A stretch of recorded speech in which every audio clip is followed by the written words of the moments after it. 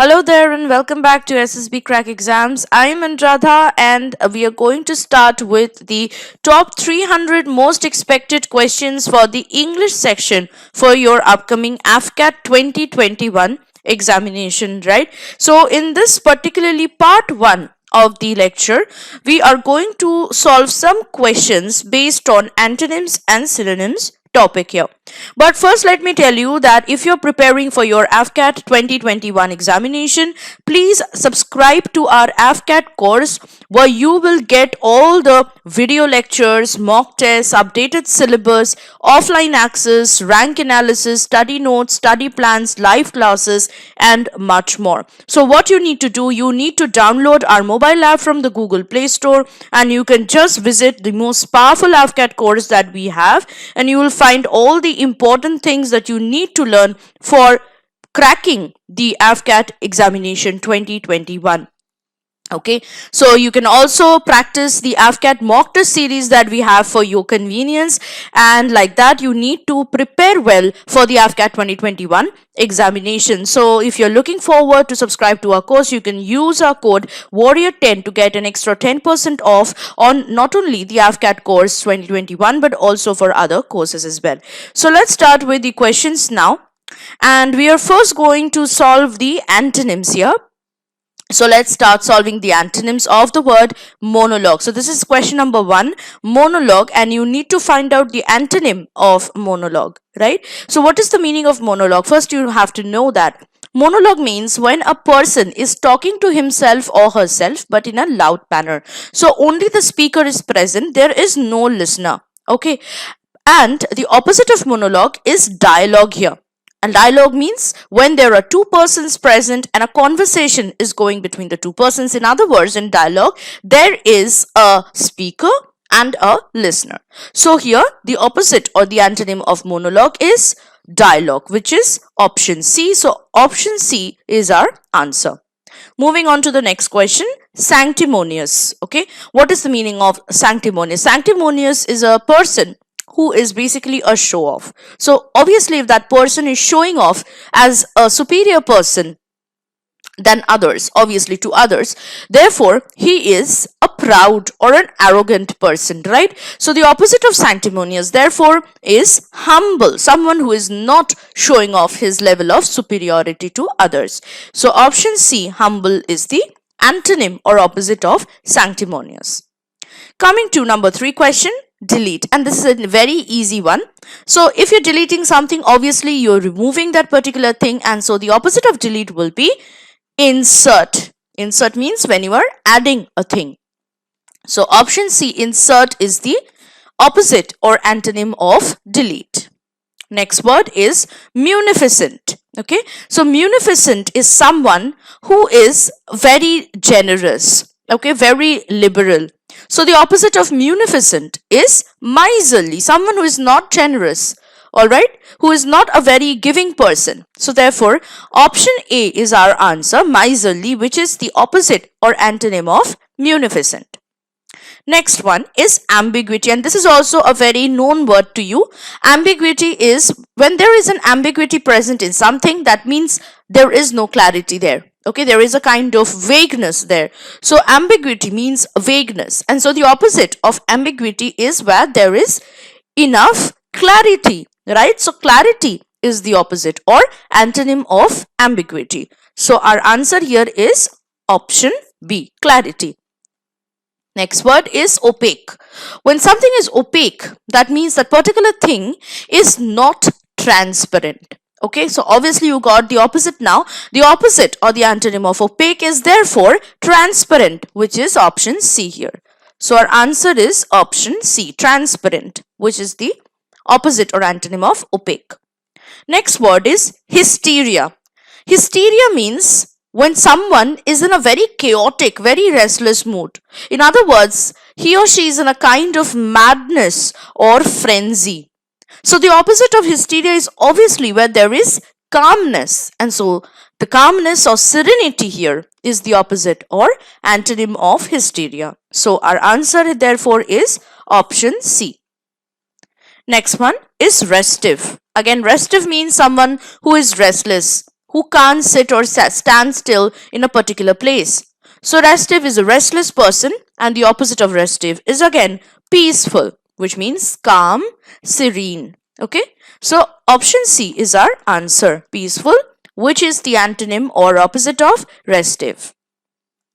Next question is abstain. Now, this is a particular word which is basically associated with someone, probably an alcoholic, who is abstaining himself or controlling himself or restricting himself from drinking.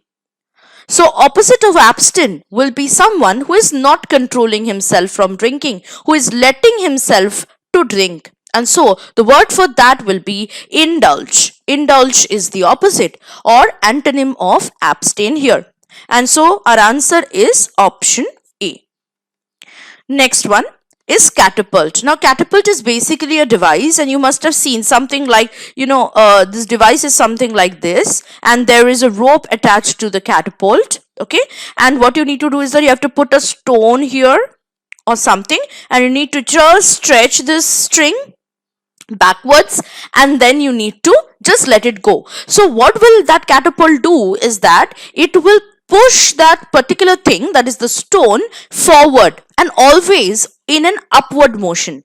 So therefore catapult is also a verb. Okay, it's not only a noun, it's also a verb, which means to reach upward, to propel forward. And so therefore the opposite or antonym of catapult is something which is not propelling something forward. In other words, it is making it fall. So here the opposite of catapult will be downfall. So downfall is the antonym of catapult, and so our answer is option B. Next word is sedentary. Now you must have heard of this term, sedentary lifestyle. A lifestyle, well, there is not enough movement. In other words, not very active. Inactive. So sedentary means something that is inactive, and the opposite of sedentary means active, right? So here you can see the options as inactive, sluggish, moving, and settled, right? So inactive, sluggish, and settled are not at all moving at all. Okay, it is there consistent at one place. So therefore moving, something that is moving, something that is active, that is the opposite or antonym of sedentary. So our answer here is option C. Okay, next word is hampered. If something is hampered, something is obstructing a particular progress of another thing. So that is the meaning of hampered. The opposite of hampered is therefore facilitated, which helped. Okay, which helps something to move forward is facilitated. When there is an obstruction present, the thing stops, and that is the meaning of hampered. So therefore the opposite of hampered is facilitated. Okay, and so our answer is option A. Right, the next word is profusion. If something is there in profusion, it is there in abundance, in plenty. Opposite of profusion is therefore scarcity, where there is a lack of something, there is not enough present, that is scarcity, and scarcity is therefore the opposite of profusion here, and so your answer is option C in this question. Next question now is irremediable. Something is irremediable means something that cannot be corrected is irremediable. So opposite of irremediable is obviously something that can be corrected. So opposite is option D here, irremediable. Okay, so answer is option D in this question. Next one, cajole. Again, very common word for Afcat. Cajole. When you are cajoling someone, you are persuading or convincing that particular person to do something, but you are persuading or convincing him or her in a very light way, almost through flattery or through sweet words, all right? Not forcing him or her to do something. That is called cajoling.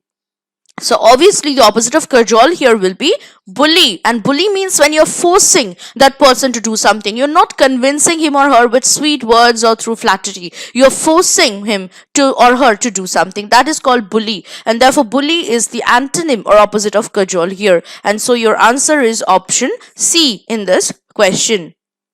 Next question is acquit. Now again, this is a legal word, acquit, and acquit is used for a person who is discharged of a charge against him. Suppose if a person is charged with a murder, and he is condemned, he is charged with murder, and suppose the court finds out that he is innocent, he is not guilty, so the court will acquit him. So that is the meaning of acquit. So the opposite of acquit is obviously someone who is charged of some crime. In other words, who is condemned. So condemn is the opposite or antonym of acquit here. And so your answer is option D in this question. Next one is insolent. If someone has an insolent behavior, that particular person is impolite, very cruel, very rude. Opposite of insolent, therefore, is someone who is very polite, who is friendly, who is a very good talker. In other words, someone who is affable, very polite. Okay, so affable is the opposite or antonym of insolent, and so the answer is option A here. Next one is leisurely. Okay, and this is obviously the leisurely is coming from the word leisure itself, and you know what is the meaning of leisure? It means free time.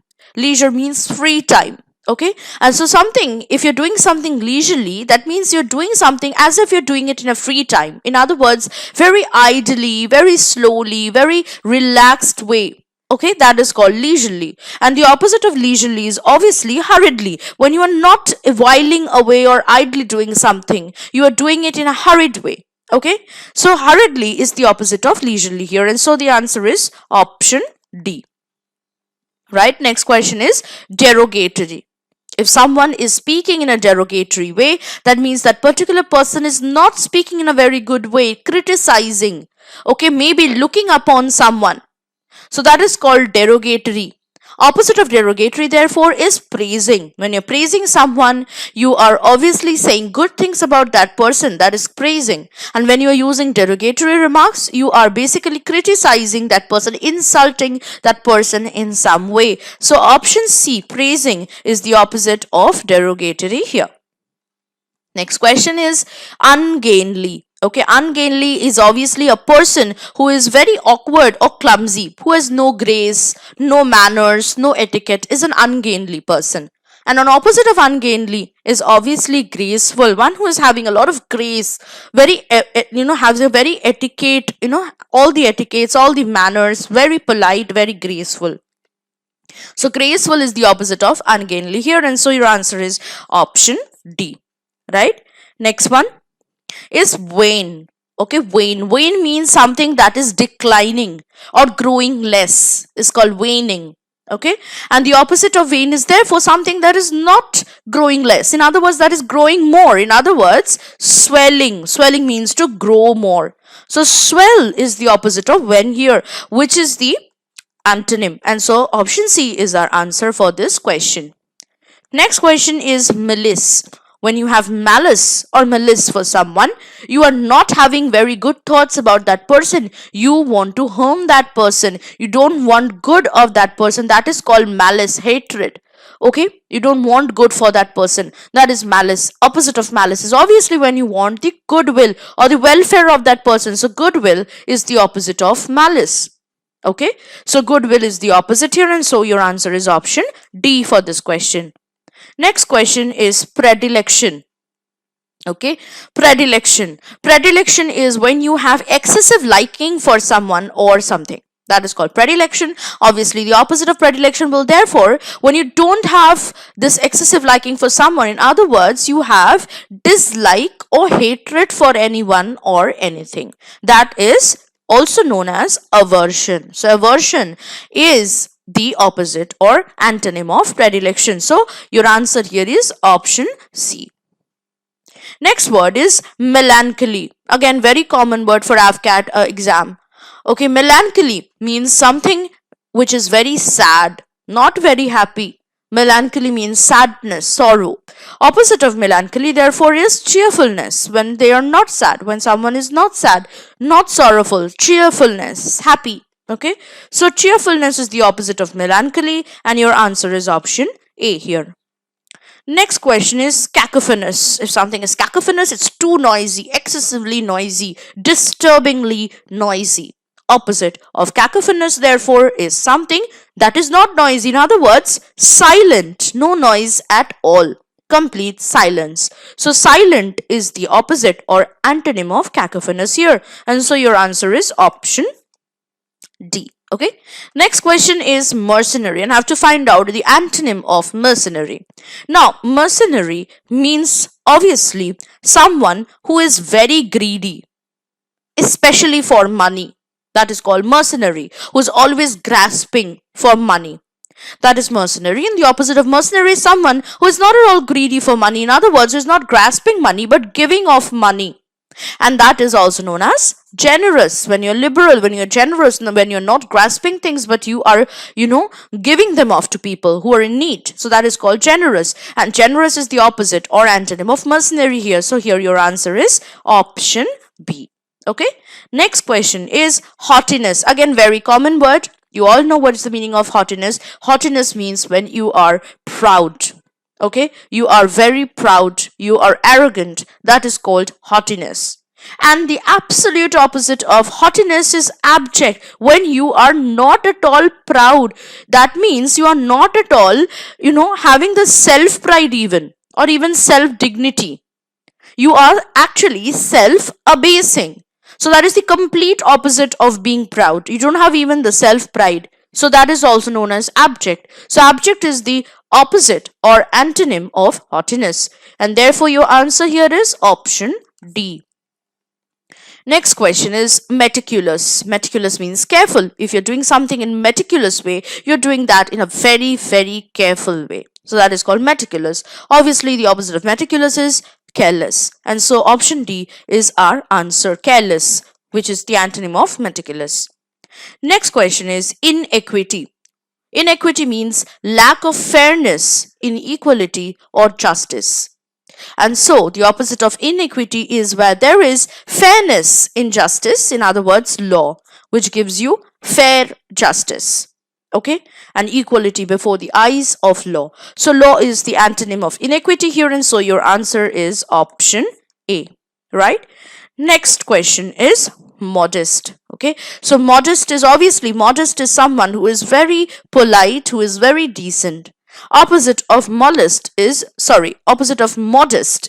bold. Okay, someone who doesn't care about politeness, who is completely rude at some point of time and is always very vocal about anything. That is bold. Okay, he has or she has no mind of people around them. So bold is the opposite of modest, and so your answer is option D.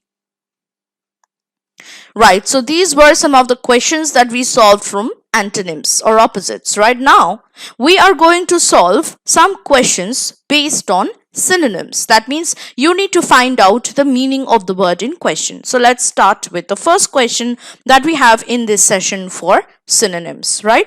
So here it is. The first question that we have is pragmatic, and you have to find out the meaning or some word which is nearly similar in meaning to the word pragmatic, or in other words, synonym.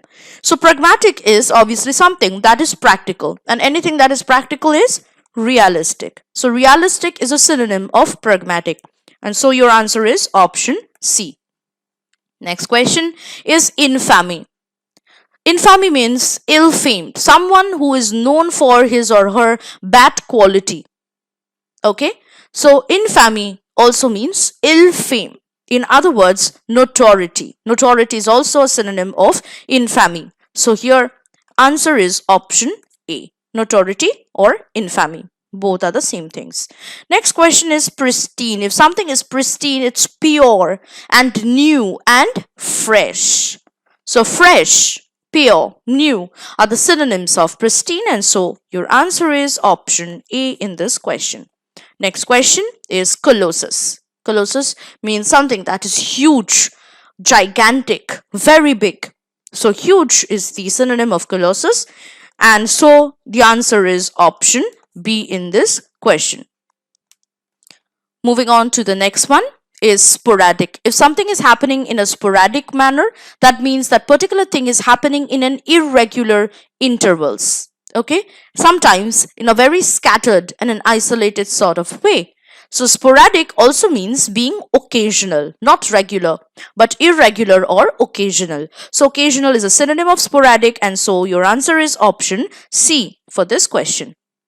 Next question is credible. If something is credible, That means that particular thing is believable. So believable is an exact synonym of credible, and so the answer is option B. Next word is Genesis. Genesis means the beginning, the origin of something. So Genesis, beginning, option B is already there. So beginning is the synonym of Genesis, and so your answer is option B. Okay, this one was simple. Moving on to the next word is squander. If you're squandering, specifically the word squander is used with money. Squandering money, that means you're wasting the money unnecessarily, unreasonably, illogically. So therefore, squander means spend wastefully. Spend money in this sense wastefully. And so option B is the synonym of squander. Next question is intimidate. When you're intimidating someone, you're scaring or frightening that person. So intimidate means frighten. And so your answer is option C. Frighten is a synonym of intimidate. Next question is paradox. Okay, what is the meaning of paradox? When there is a kind of peculiarity or an absurdity in something, we say there is a paradox here. So paradox is a synonym of anomaly, or in other words, anomaly is a synonym of paradox because both are the same. They are synonymous, paradox and anomaly. Anomaly also means absurdity or peculiarity. So option C is our answer for this question. Next question is anathema. Okay, an anathema means a formal curse by a pope or by a council of the church to excommunicate someone. Okay, so anathema is basically a formal curse. Okay, so curse therefore is a synonym of anathema.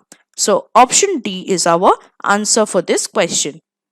Next one is emancipate. If you emancipate someone or something, you liberate or free that particular person or thing. So emancipate also means free. And so option C, free, is a synonym of emancipate. Next question is debilitate. Debilitate means to grow less in power or to reduce. In other words, to weaken. So weaken also means to reduce in power. Alright, so weaken is a synonym of debilitate, and therefore the answer is option A in this question. Next one is intrinsically. Intrinsically means something that happens in an essential or in a very natural way. Essentially or naturally. In other words, fundamentally. Fundamentally also means naturally, essentially, intrinsically. And so option C is our answer, where fundamentally is a synonym of intrinsically. Next question is penchant. Penchant means liking. And here you have already got this in the form of option A, liking. So liking is a synonym of penchant, and so your answer is option A. Next question is lurid. If something is lurid, that means that particular thing is overly bright. Okay, sometimes unpleasantly bright, and sometimes it is also used for something that is too racy and sensational. So lurid also means bright, but too bright, overly bright. But it also means shocking. So therefore, you need to choose. Now, sometimes you get questions like this in your AFCAT exam, where you'll see there are two words which are or which can be both synonymous to the actual word in question. Here, lurid, you'll say it's overly bright, so I can choose option C. I'll say no, it's shockingly bright, or it's sensational, and therefore I'll choose option D. But remember that bright and overly bright are two different things. And when you're talking about overly bright, sometimes you are it's unpleasantly bright or shockingly bright. And therefore, option D, shocking, is the most appropriate answer and not option C. And therefore, answer will be option D here, shocking, which is a synonym of lurid in this question. So moving on to the next question now is preposterous, right? So preposterous is something that is ridiculous, something that is funny, something that is absurd. So ridiculous is a synonym of preposterous here, and so your answer is option C for this question. Moving on to the next word that we have for synonyms is odious. So if something is odious, something is very disgusting, hateful. Okay, so option A, hateful, is a synonym of odious here. So your answer is option A, hateful. Next question is dissemble. Dissemble is something when you are hiding. Okay, so dissemble means to hide or to conceal. So conceal also means to hide, and it is a synonym of dissemble also. So option D is our answer for this word. Next question we have here is gullibility. And gullibility means a kind of credulity. In other words, when a person can be easily convinced to believe something is true or real. That is called gullibility. In other words, that person is simple enough to believe something is real or true. So gullibility also means simplicity. So simplicity is the answer for this particular question. So your answer is option B, simplicity, a synonym of gullibility. Moving on to the next question, that is raucous. Okay, and raucous is obviously when there is a laugh riot. Okay, a laugh riot, lots of laughing going on and lots of fun going on, that is called raucous. Raucous is also known as boisterous. So boisterous and raucous are synonymous, and therefore the answer is option C in this question, where boisterous is a synonym of raucous. Next question is abjure. Abjure means to give up or to denounce a claim, a cause, or a kind of right or a title. So abjure and denounce are synonymous here, and so the answer for this question is option D, denounce, which is a synonym of abjure. Next question is abrogate. Okay, and abrogate means simply to put an end to something. Okay, to put an end to something is abrogate, and so the answer is option A. Next question is cantankerous. Someone is cantankerous when that particular person is always irritated and therefore he is always quarreling with someone or the other. Okay, always fighting. So cantankerous also means quarrelsome. So quarrelsome is a synonym of cantankerous here, and the answer for this question is option B. Next word is idiocy, and idiocy means insanity or madness. So madness, insanity, they are the synonyms of idiocy, and so the answer is option A. Next question is gall.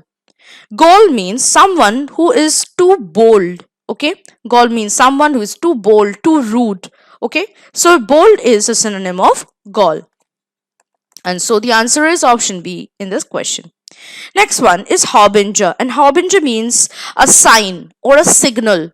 Okay, that something is coming up. It's a kind of prophecy, but a sign or a symbol that something is coming up, something is going to happen in future. So harbinger here is more synonymous to the word omen. Omen means something, a signal or a sign that something bad is going to happen, but nonetheless omen is also a sign or a symbol like harbinger. So therefore omen is a word which is nearly similar in meaning to harbinger. So here the option B is our answer. Moving on to the next question is monotonous. Now again, this is a very common word, and I hope that you know the meaning of the word monotonous. Monotonous means something that is going on and on and on. It's dragging, it's lengthy, it's boring. In other words, it is dreary. So dreary is a synonym of monotonous, and so our answer is option A in this question. The next word that we have for synonym is passé. And passé means something that is already passed away. In other words, something that is old-fashioned, outdated, or out of date. So option A, out of date, is the synonym of passé. Now the next question and the last one that we have for this session for synonyms is voracious. Sometimes you must have heard this the sentence, I am a voracious reader. In other words, I'm always hungry for more books, for reading. And voracious, therefore, is someone who is insatiable, someone who is unquenchable. So voracious here is a synonym of insatiable, because both of them are synonymous. Insatiable and voracious means the same. Someone who cannot be satisfied easily is insatiable or voracious. And so our answer is option B for this question. Okay, so I hope that you have got all the answers for the antonyms and synonyms questions that we have already gone through in this particular part 1 of the English section of AFCAT 2021 top 300 most expected questions for the exam. So I'm going to come up with the next parts that will complete the top 300 most expected questions for AFCAT 2021 exam. But for the meanwhile, you can just follow us on our social media platforms like like YouTube channel or Instagram page. And please don't forget to download our mobile app from the Google Play Store. Till then, stay tuned to SSB Crack Exams and always stay motivated. Jai Hind.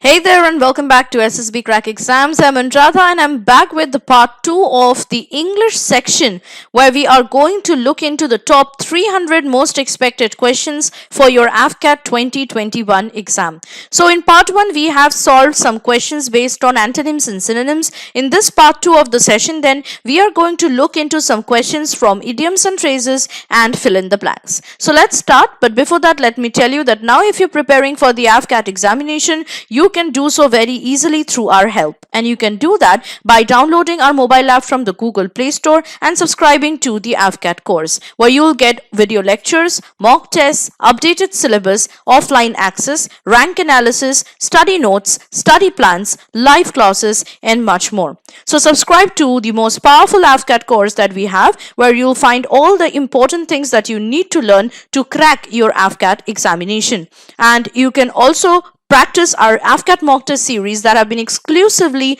made and designed by your top-notch tutors for the Afcat aspirants. You can obviously use the code WARRIOR10 to get an extra 10% discount on the Afcat course as well.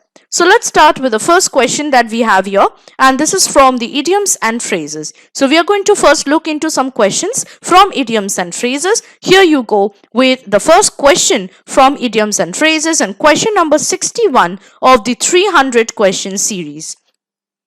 To read between the lines. So what is the meaning of to read between the lines? It means that when you want to find out the inherent, the hidden meaning of the words that constitute the line. So to read between the line means to understand the hidden meaning of the word. So here your answer will be option C. Next question, a curtain lecture. This is basically a private conversation that takes place between a couple, a married couple, where usually a wife rebukes her husband on something. So a curtain lecture means private scolding of a husband by his wife. So for this question, the answer is option C. Next question, to face the music means to face consequences or result, and these consequences or results are bad results, bad outcome, bad consequences. To face the music therefore means to suffer evil consequences, bad consequences. So therefore the answer is option B for the question. Next question is square pegs in round holes. And if you imagine round holes and if you want to fit in pegs or nails which have square heads, then obviously the square won't fit into the round circles, right? So therefore it will become unfitting. And so therefore square pegs in round hole means poor people or persons in the wrong jobs, in the wrong places where they are not fitting in with the environment. So here the answer will be option C. Next question is to leave no stone unturned. It means to try your level best, to try achieve something by ticking all the boxes, by not leaving any boxes unticked. So to try your level best, to try all the options that are available, to leave no options behind. So to leave no stone unturned means to try utmost. So here your answer is option B. Next one is in weal and woe. Now this idiomatic phrase means in weal and woe, that means in happiness and in sadness. Woe means sorrow or sadness. So therefore in weal and woe means in happiness and in sadness. In other words, in prosperity and adversity. Okay, prosperity and adversity. So therefore the answer is option C. Next one. Between the devil and the deep sea, a very common idiom that usually comes in your Afcat exam. And it means to be between two necessary evils. In other words, to be confused which option to choose when both the options are evil, bad, and not necessary. Also, something that are wars, that are evil, that are dangerous. So look at the devil. Devil is not at all a good option. And look at the deep sea. It's dangerous because you can get drowned, you can get eaten by sharks. So between the devil and the deep sea means in a dilemma. So option C is your answer. Next question is up to the hilt, and it means completely. Why up to the hilt? Here, hilt means the hilt or the handle, like generally speaking, of a sword. So if you see a sword or a knife, and there is a handle, right? There is a handle which is known as the hilt. So we usually say this in the case of a sword or a knife, okay? A kind of a blade. So hilt of a sword or a hilt of a knife. And when you know, stab not someone obviously, so if you are putting in the knife into something and you are doing it up to the hilt, that means you're completely putting it inside. So up to the hilt means completely in this sense. So therefore your answer is option A. Next question is to fight tooth and nail. It means to fight with all your might. In other words, to make every possible effort to win. And so the answer is option C for the question. Next one is man of letters, and this is basically talked of a man said for a person who is a very learned person. In other words, a literary person is what we say, a man of letters. So option D is your answer for this question. Next one is to flog a dead horse. Now, before I go on to explain the meaning, imagine a horse which is dead and you're flogging, okay, you're whipping that dead horse. Does it make any difference? No. So, therefore, to flog a dead horse means to basically do something which is already past, which is not necessary, which is already gone, and you are trying to do something with that. So, to flog a dead horse in this case means to revive interest in a subject which is out of date. There is no point in reviving interest in a thing which is out of date, which is not in the trend. So therefore, option A is your answer for the question. Next one is to go like a bomb, and it means to move fast, because bomb, it bursts, right, very fast. It explodes very fast. So to go like a bomb means to move fast. And so your answer is option B. Next one is to meet one's Waterloo, and it means to meet one's ultimate defeat. In other words, to meet one's final defeat, like Napoleon Bonaparte, who met his final defeat in the Battle of Waterloo. Okay, from there this term, this idiomatic phrase has originated from. So therefore, answer is option D in this question. Next one is bolt from the blue, and it means to see a thunderbolt coming out from a blue sky, a clear sky. And just as it is sudden and shocking, therefore bolt from the blue means something that happens suddenly. And so option D is your answer for this question. Next one, through thick and thin. It also means, like in wheel and woe, through thick and thin means to go through happy days as well as bad days. So through thick and thin means under all conditions, under both the conditions of happiness, sadness, good days and bad days. So answer is option C for the question. Next one, be given the axe. It simply means to be fired. In other words, to lose job is the meaning for be given the axe. So option D is your answer for this question.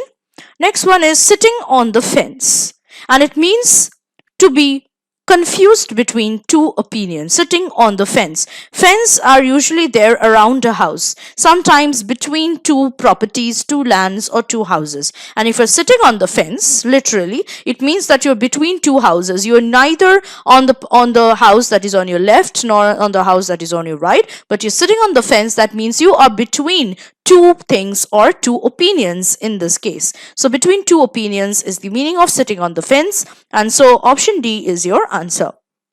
Next one, split one side, and this idiomatic phrase is used when someone is joking or is just telling a joke and you are laughing your lungs out, your heart out, and therefore it is as if you are bursting and splitting into two. So splitting one side or split one side means to laugh uncontrollably. In other words, to laugh a lot. So answer is option B for this question. Next one, an axe to grind. Again, a very common idiom, a very common question from idioms and phrases that usually come in the Afcat exam.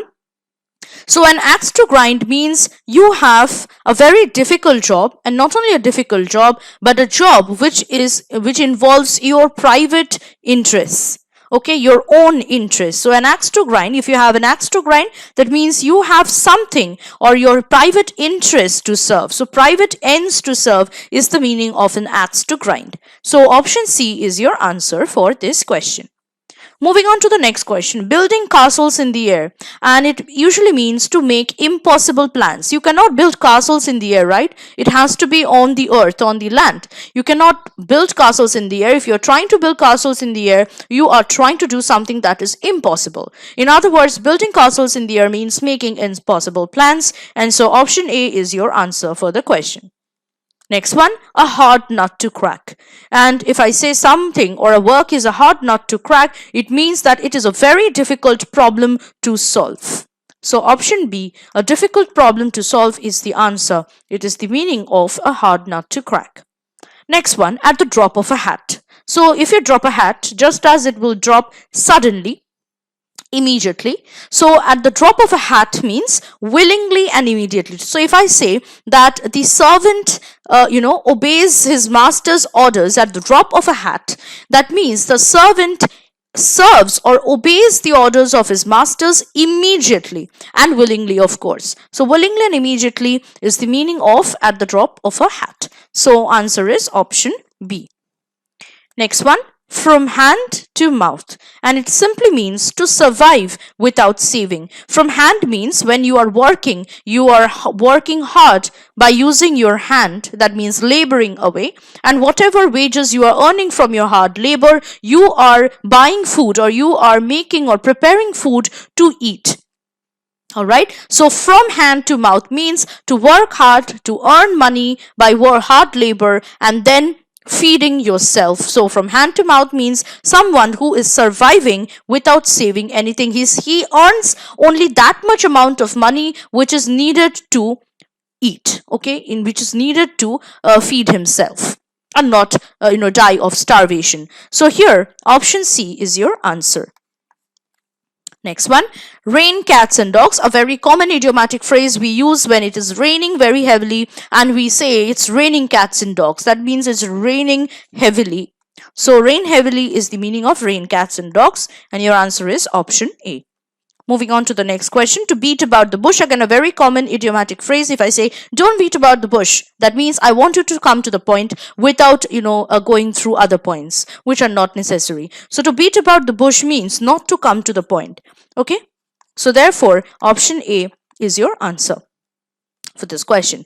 Next question is at daggers drawn. Again a very important idiomatic phrase because it's a very common question that comes in your AFCAT exam. And if I say the two parties are at daggers drawn with each other, that means the two parties are quite hostile. They are always ready to draw on their daggers, their swords, and start fighting. They're always ready to fight. So at daggers drawn means to be bitterly hostile. So option B is your answer for this question. Next one is to burn one's fingers, and it means to suffer from meddling in something. You have done something which is wrong and you are paying price for it. So to burn one's fingers means to suffer from meddling in something, from getting involved in something. So option C is your answer for this question. Next one, to bury the hatchet, and it means to make peace with the enemy. Now, the burying the hatchet was a very traditional and a common practice among the Native Americans, the Red Indians, when they used to have a very a hostile situation between the two tribes, and they wanted to make, if they want to make peace with the other tribe, the hostile tribe, the enemy tribe, what they do is that they literally used to bury the hatchet as a sign that they are ready to make a peace with the other tribe. So to bury the hatchet is a very common idiomatic phrase that have been derived from their traditional practice of literally burying the hatchet to make peace with the enemy. So option A is the answer for this question then. Moving on to the next question, to run riot. And if you know what is the meaning of a riot, where there is lots of chaos and fights going on, lots of bloodshed, that means people have gone mad and wild. And to run riot means to become wild.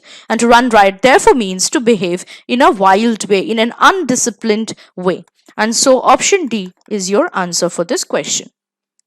Next question, at the 11th hour. and it is the meaning of this 11th hour means at the very last moment. At the 11th hour is a biblical phrase, okay, and it means at the very last moment. So option D is your answer. Now we will move on to some more questions pertaining to fill in the blanks now. So let's look into the first question that we have from fill in the blanks, and also question number 91 from the series of 300 most expected questions for your AFCAT examination, of course. So let's read the sentence and find out the appropriate option for the blank. He will impart, that means he will reveal no information dash anyone. He will impart no information to anyone. Okay, so to is the appropriate preposition to use in this blank. So your answer is option D. Next one. According to the weather dash, it is going to be cloudy today. Weather announcement, weather indication, weather prediction, weather forecast. It should be weather forecast. Forecast is a more appropriate word which is used with any kind of prediction in case of weather. So option D is your answer here. Next one. Jyoti refused to be dashed by her long illness. Jyoti refused to be dispatched, dispirited, dispersed, dispensed. It should be dispirited. That means discouraged. Jyoti refused to be discouraged, that is dispirited or disheartened by her long illness. So option B is your answer. Next question. The villagers dash the murder of their leader by burning the police van. The villagers protested, avenged, mourned, consoled. They avenged. Avenged means took revenge for something. Here, for the murder of their leader. So the villagers avenged the murder of their leaders by burning the police van. So option B is your answer for this question. Next one. He was dashed by nature and so avoided all company. He was cordial by nature? No. He was antisocial? No. He was gregarious? Not at all. Then he would not have avoided the company. He was timid. He was shy. He was meek and mild. He was timid by nature and so avoided all company. Okay. So option D is the most appropriate choice. Next one. The unruly behavior of the soldiers dashed their commander. Incensed their commander. Incensed means angered. Okay. So option C is your answer for this question. Next question now. Jim suffered a dash of fortune. Regress of fortune, revert of fortune, reversal of fortune, or reverse of fortune. Reversal of fortune. For fortune means fate or luck, where the whole luck of Jim, it turned its table. Okay, it went upside down. So Jim suffered a reversal of fortune. Okay, so option C is your answer here. Next one. The judge decided to resign when he was dashed for promotion to Chief Justice, when he was obviously rejected, okay, when he was not recommended. So here, the most appropriate phrasal verb would be passed over. So basically, we use this phrasal verb pass over or passed over when basically someone is selected for a higher position, a kind of promotion, and when he is not selected at all. He is rejected, he is denied the promotion, or therefore, the judge decided to resign when he was passed over for promotion to Chief Justice. So option D is the right choice here. Next one. The United Kingdom dash England, Wales, Scotland, and Northern Ireland. The United Kingdom comprises England, Wales, Scotland, and Northern England. So therefore, option A is the correct answer, because we should not have taken consists, because then it would need another preposition of, consists of, which is not present here. So therefore, comprises is the correct choice. Next one. Questions will be answered by a dash of experts, staff of experts, panel of experts, bunch of experts, or band of experts. The correct collective noun to use here is panel of experts. So option B is the correct choice. Next question. If you do well in this exam next year, then my efforts dash successful.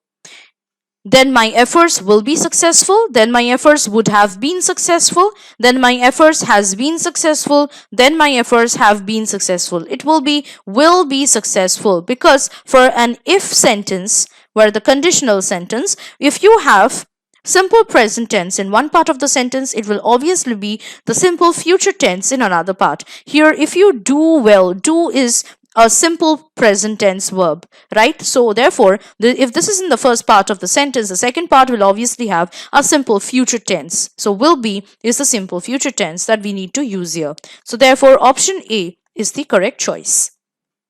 Next question. Sanjay was dashed with divine vision to see the great battle. Sanjay was endowed with. Endowed is always been associated with the preposition with. So endowed with means blessed with. So endowed means blessed. So therefore option C is the correct answer.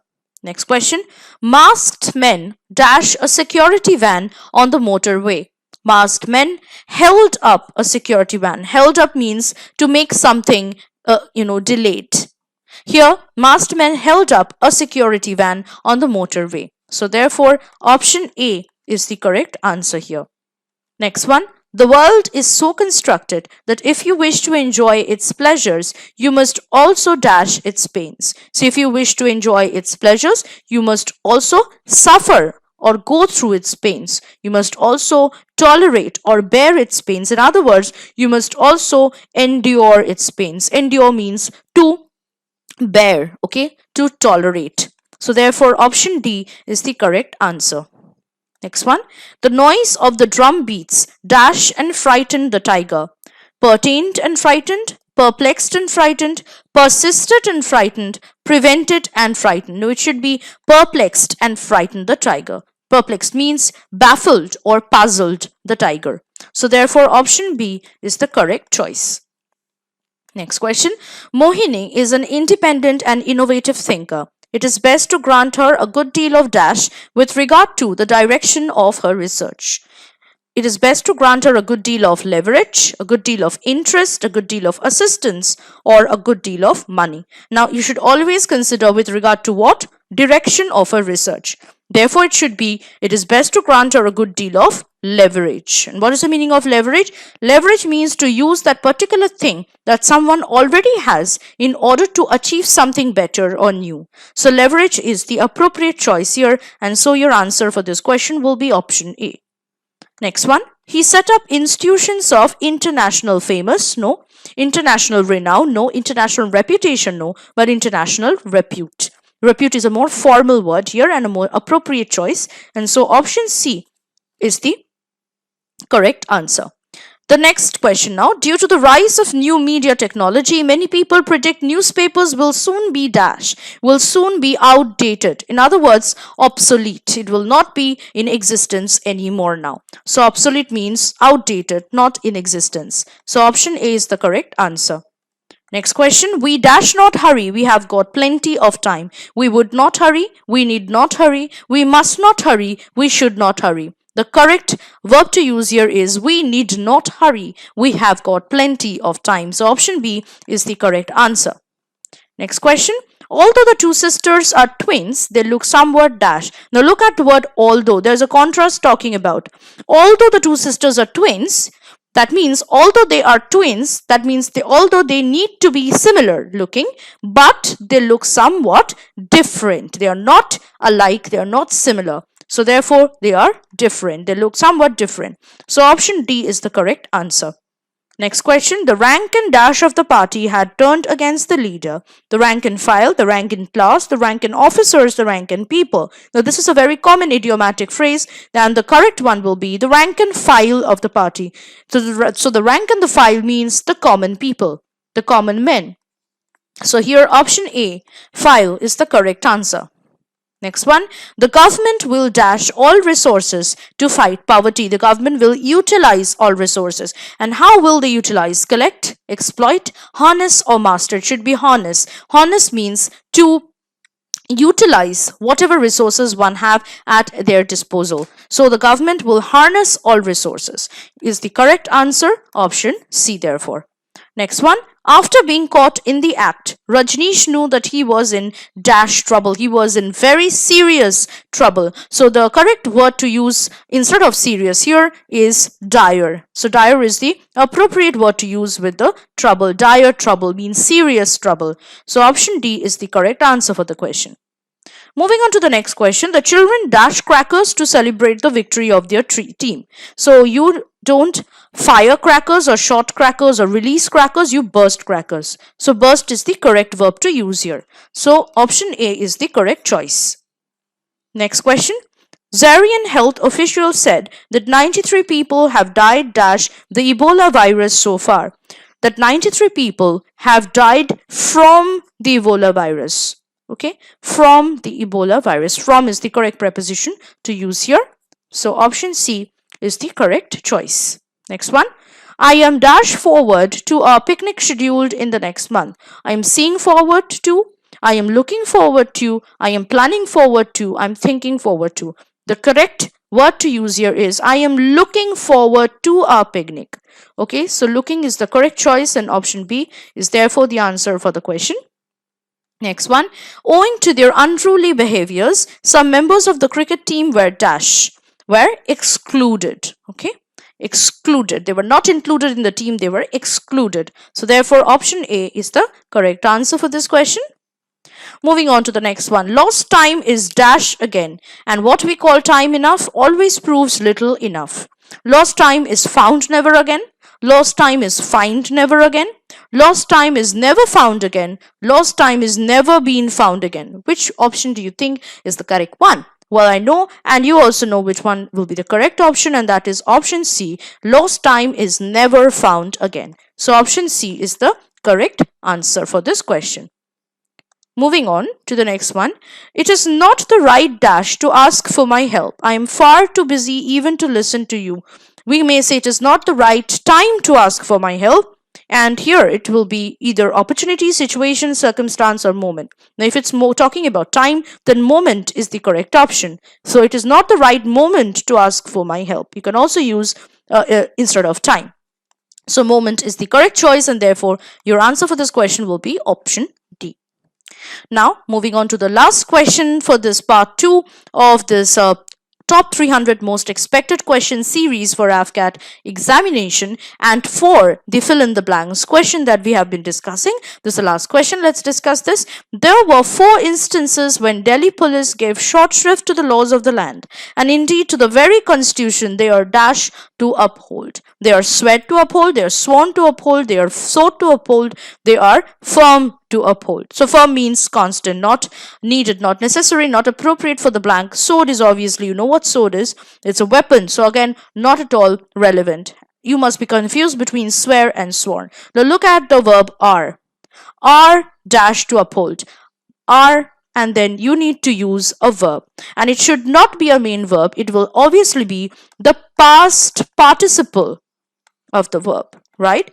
And the past participle here is sworn. It is the past participle of the main verb swear. Swear is the main verb. Okay, swore is the past form of the main verb swear, while sworn is the past participle of the main verb swear. So sworn is the correct choice to use here, are sworn to uphold. So therefore option B is the correct answer. So I hope that you have got all the questions that we have just solved from the topics of idioms and phrases and fill in the blanks in this part 2 of the top 300 most expected question series for the English section of AFCAT examination. So I will come back with the next parts also, where we are going to solve and complete the 300 most expected question series of the English section for AFCAT exam as well. Meanwhile, you can just follow us on our YouTube channel, our Instagram page, and all our social media platforms. And don't forget to download our mobile app from the Google Play Store to subscribe to the most powerful AFCAT course that we have for you. Till then, stay tuned to SSBCrack exams and always stay motivated. Jai Hind. Hello there and welcome back to SSBCrack Exams. I'm Andrada and I'm back with the part 3 of the top 300 most expected questions for your upcoming Afcat 2021 examination pertaining to the English section. So in parts 1 and 2 we have solved some questions based on some topics. In this part 3 of this session we are going to solve some questions from the topics of spotting of errors and cloze test or cloze composition as it is known. So first let me tell you that if you're preparing for your upcoming AFCAT examination, you can easily do so by logging on to our website or by just downloading our mobile app from the Google Play Store and subscribing to the AFCAT course, where you'll get the video lectures, mock tests, updated syllabus, offline access, rank analysis, study notes, study plans, live classes and much more. So download our mobile app today and subscribe to the most powerful AFCAT course for your preparation to be solid and full. With confidence, you can obviously crack your upcoming AFCAT examination. Also, don't forget to go through our AFCAT mock test series and practice them. That will really help you in your preparation. If you're subscribing for the AFCAT course, you can obviously use the code Warrior10 to get an additional 10% discount. So let's start with the first question that we have from the spotting of errors, and question number 121 of this 300 top most expected question series for AFCAT exam. So let's start by reading the sentence first and trying to find out the error. The oxygen content of Mars is not sufficient enough to support life as we know it. So you have to find out if the sentence has an error. Well, the error is with the part B of the sentence because of the use of the words sufficient and enough together. Enough will not be used in this case. Therefore, there is no necessity to use enough here. Therefore, we will simply say the oxygen content of Mars is not sufficient to support life as we know it. Right? So therefore, because the error is in part B of the sentence, your answer for this question will be option B. Next question. The average age at which people die of heart diseases are decreasing. For the age, we do not use the preposition at, we use in. So therefore, the error is in part A of the sentence and option A has the part A as the error, and so our answer will be option A. Next question. He told his friends that each of them should be able to carry out the orders oneself. If you're using one should do this oneself, that is okay.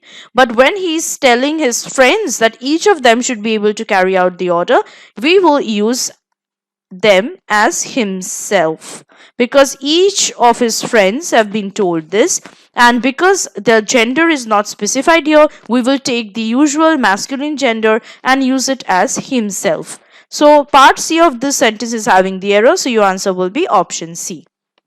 Next one. The last Mughal emperor was sent into exile by the British. Now was will always come with the past participle of the verb. Here sent is the main verb. We have to use the past participle of sent, which is sent. T at the end. Okay. So therefore, because part B of the sentence is having the error, your answer will be option B. Alright, next one. The chairman made it clear at the meeting that he will not step down from his position as chairman. Now look at the first verb that we have here. The chairman made it clear. Made is the past form of make, right? So the whole sentence will also you evenly and uniformly follow one particular tense because it is in past tense. Here, he will not step down is incorrect. Instead of will, it should be the past form of will, which is would.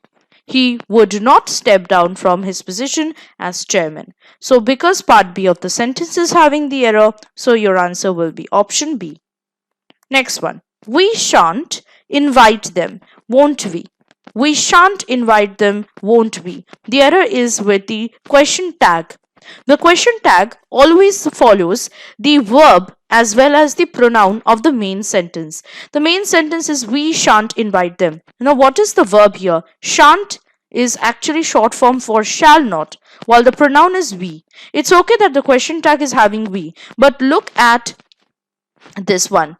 Won't we?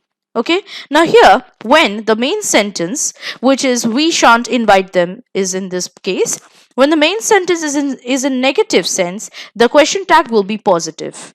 And when the main sentence is positive, the question tag will be negative. Now because this main sentence is negative because of shall not, therefore the question tag will be positive, and therefore won't, not, will not use here. We will say shall we. Why? Because shall is the verb that is being used in the main sentence. We is the pronoun that is used here. And because the main sentence is in negative sense, because of the use of the word not, we will not use not in the question tag. It will be positive. So shall we is the right question tag to use in this sentence. Now because the error is with the part C of the sentence, your answer will also be option C. Next one. We had lot of difficulty in finding the way here. Either it should be we had a lot of difficulty or we had lots of difficulty. Whatever. Okay. Now option B will be your answer because part B of the sentence is having the error. Next one. The Allahabad High Court on Monday dismissed a plea from private power producers seeking relief from an RBI diktat to banks to take cognizance of a stressed loan if repayments were missed even by a day. Look at the use of the verb relief. Now, relief is a verb. You seek relief, not relief from something. Relief is a verb, relief is a noun. So therefore, there is a wrong usage of the word here, which is in part A of the sentence. Therefore, option A is your answer because part A of the sentence has the error. Next one.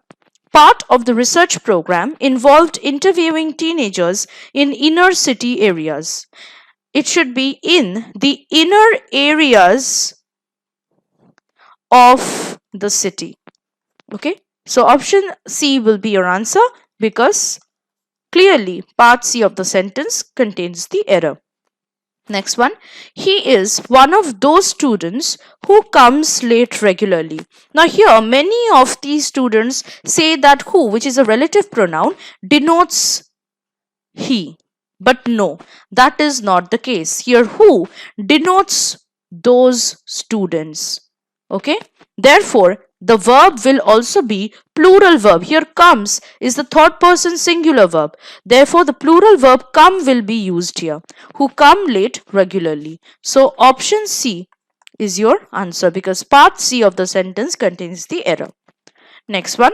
I could not put up at a hotel because the board and lodging charges were too expensive. We do not say board and lodging charges. We say boarding and lodging charges. Okay, so boarding is the correct noun to be used here.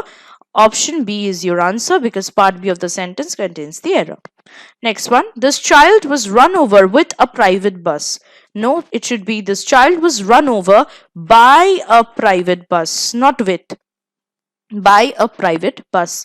So again, option C will be your answer because part C of the sentence contains the error. Next question. For a long time, I did not know who was sitting besides me because it was so dark. Now, there is a wrong usage of the preposition besides. This besides means in addition to. What this sentence trying to mean is that who was sitting beside me, by the side. Okay, beside without an S at the end means by the side. So who is sitting by my side I cannot see because it was so dark. Okay, so again part B of the sentence is having the error, so your answer will be option B. Next one. The police has arrested the thief who broke into my house last night. Now we do not usually use singular verb with the word police. Okay, we always use plural verb with the word police. You need to remember this. So it should be the police have arrested the thief. So here your answer is option A because part A of the sentence contains the error. Next one. Rabindranath Tagore was not the first Nobel laureate without a university degree. Now this sentence is grammatically correct. There is no error. So we will go with option D, which means no error. Okay. So your answer is option D. Next one. I may spend the summer vacations with one of my friends in the backwaters of Kerala.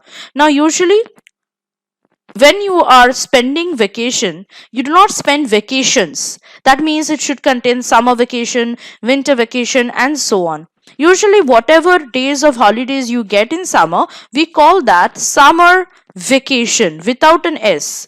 Okay, summer vacation. When you say vacations, it means summer vacation, winter vacation, puja vacation, any other Christmas vacation, New Year vacation, and so on. But here only summer vacation is talked about, so you cannot use vacations. This summer vacation is the right term. So therefore your answer will be option B, because part B of the sentence contains the error. Right, next one. I have just come to know that Mr. Ray, one of my favorite teachers, died with cancer recently. Now, when someone dies because of a certain disease, we say died of. Okay, we don't say died with, died of cancer recently, therefore will be the correct preposition to use here. So part C of the sentence is having the error, so your answer will be option C for this question. Moving on to the next question. The boss was irritated by him neglecting the duties and not listening to his advice. So we do not get irritated by someone, we get irritated with someone. So therefore the correct preposition with has to be used instead of by. So here your answer is option B, because the error is in part B. Next one.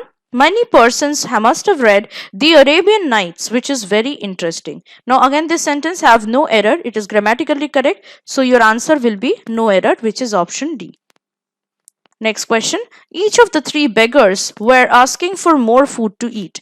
Whenever the sentence contains the word each, the verb should always be singular. So here plural verb were is used, instead of which we should use was. Each of the three beggars was asking for more food to eat. So part B of the sentence is having the error, and the answer is option B.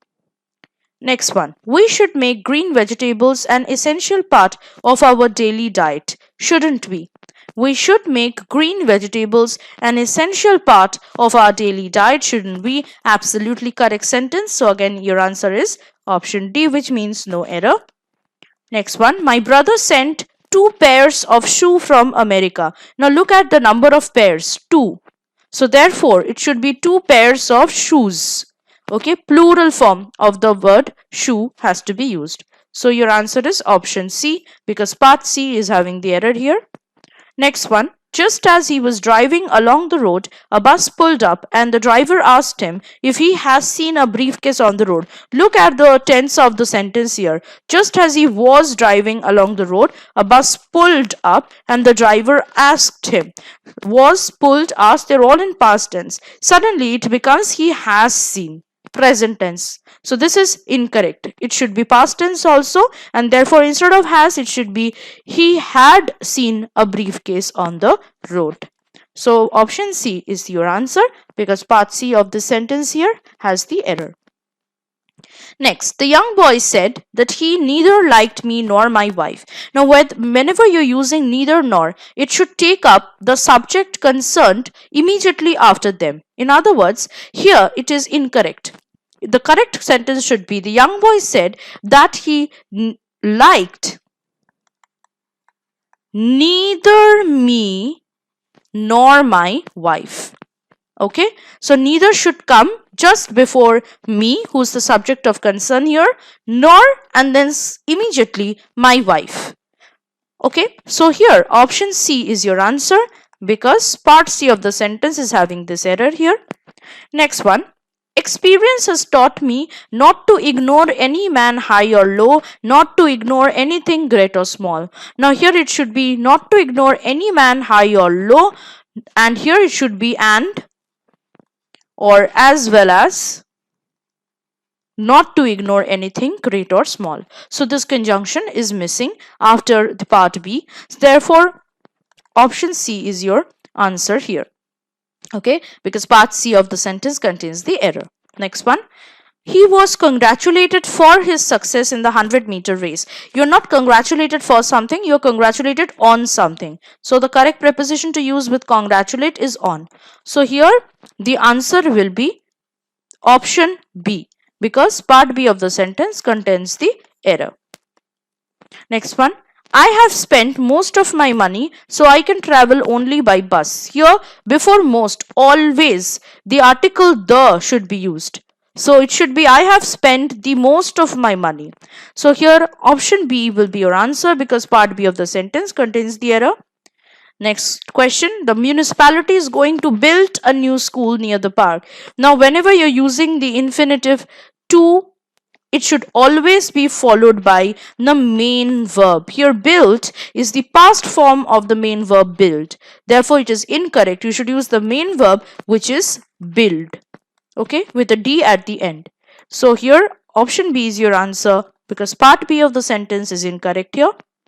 Next one, being occupied with important matters, he had no leisure to see us. Again, this sentence is grammatically correct, there is no error, and so your answer will be option D. Next one, he went to office but returned back home immediately. Most of us commit this error of using two same things one after the other in our daily lives while we are conversing with people. Well, it is incorrect. Look at the usage of the term returned back. Returned itself means to come back. So therefore, back after returned has no necessity, has no usage after it. Either you should say came back, he went to office but came back home immediately, or you can say simply he went to office but returned home immediately. Okay, so here whatever it is, part B of the sentence is having the error, and so your answer is option B. So these were some of the questions that we solved from spotting of errors. Now we are going to skip to cloze test or some cloze composition questions now. So let's start with reading the passage and then we will fill in the blanks for the passage, right? For the rule of law to be well, now this is passage number 1. For the rule of law to be well dashed and enforced, we need to start at the very beginning, mobilizing our local communities. A strong mobilized civil society is a necessary condition to hold the state to account. It is not about one seemingly revolutionary protest, even if the well-meaning antagonists of the CAA believe so. When violence and lawlessness spill over into the streets and begin to constrain our workaday lives, as it has across India, when the police are routinely challenged by those on the wrong side of the dash, when the police force is overworked and overwhelmed by political subterfuge, our society will be on the brink. As a society, we are currently engaged in a negative sum game. The rule of law cannot, unlike riots, be engineered. It can only be practiced if we understand that liberty has to be balanced with equality and pluralism entails a measure of negative liberty, right? It was a very long passage with so many hard-sounding words. So we will take up the sentence with the blanks, of course, first. For the rule of law to be well dashed and enforced. Let's look into the first question we have here. For the rule of law to be well dashed and enforced, to be well established and enforced, well establishing and enforced, well established and enforced, or none of these. It should be established and enforced. Why? Because look at the word and enforced. Okay, it is with ed, enforced. So therefore established is the right usage of the word here. Therefore for the first blank the answer is option C. Let's keep on to the second blank here. It is not about one seemingly revolutionary protest, even if the well-meaning antagonists of the CAA believe so. Genuine believe so, genuinely believe so, wrong believe so, right believe so. Obviously, we have to use an adjective, genuinely believe so. So answer will be option B for the second blank. Let's skip on to the third blank here. When the police are routinely challenged by those on the wrong side of the dash, wrong side of face, wrong side of the law, wrong side of the police, none of these. We usually say when someone is doing any kind of crime, he or she is on the wrong side of law. Okay, so law is the correct choice here. Therefore, for the third blank, the answer is option B. Okay, now we will go on to the next passage, passage number 2, and let's read the passage with the blanks now. The dash age is the age of machines. From the dash, the Industrial Revolution began in Europe. Man's life has been changing dash many ways. At first, the change was dash. Now, machines have become dash of our daily lives. Okay, let's take up the first blank, the first sentence. The dash age is the age of machines. The modern age, the new age, the civilized age, the present age. Obviously, the correct choice will be the modern age. Okay, so the answer for the first blank is option A. Next one. From the dash, the Industrial Revolution began in Europe. From the birth the Industrial Revolution began in Europe, from the time the Industrial Revolution began in Europe, from the beginning that the Industrial Revolution began in Europe, or from the start the Industrial Revolution began in Europe. It should be from the time, okay, the Industrial Revolution began in Europe. So here the second blank, the answer is option B. From the time the Industrial Revolution began in Europe, man's life has been changing dash many ways, has been changing into many ways, to many ways, in many ways, or with many ways. The correct preposition is in many ways. So option C is the answer for this third blank. At first the change was dash. At first the change was slow, steady, fast, stagnant. Obviously it was slow. It was slowly changing. So option A is the correct answer for the fourth blank. Coming to the fifth blank, now machines have become dash of our daily lives. Now machines have become component of our daily lives, part of our daily lives, necessity of our daily lives, support of our daily lives. Obviously it has become part of our daily lives. So option B is the correct answer for the last blank. Okay, now we move on to the next passage, the third passage here, passage number 3, and let's read it now. Some scholars, while exploring the forests of America, discovered some buildings that were in ruins. These buildings were dash ruined by encroaching forest. They were remnants, that means remains, of a dash civilization. The scholars got interested. They excavated more and discovered dash their utmost surprise the remains of a flourishing civilization, the Mayas as they named it. Okay, so let's start with the first blank here. Some scholars, while exploring the forests of America, discovered some buildings that were in ruins. These buildings were dash ruined by encroaching forest. These buildings were reasonably ruined by encroaching forest, surely ruined by encroaching forest, apparently ruined by encroaching forest, or perfectly ruined by encroaching forest. The correct choice will be apparently. That means possibly or probably. No one can say for sure because they are just assuming, right? So option C will be the answer for the first blank.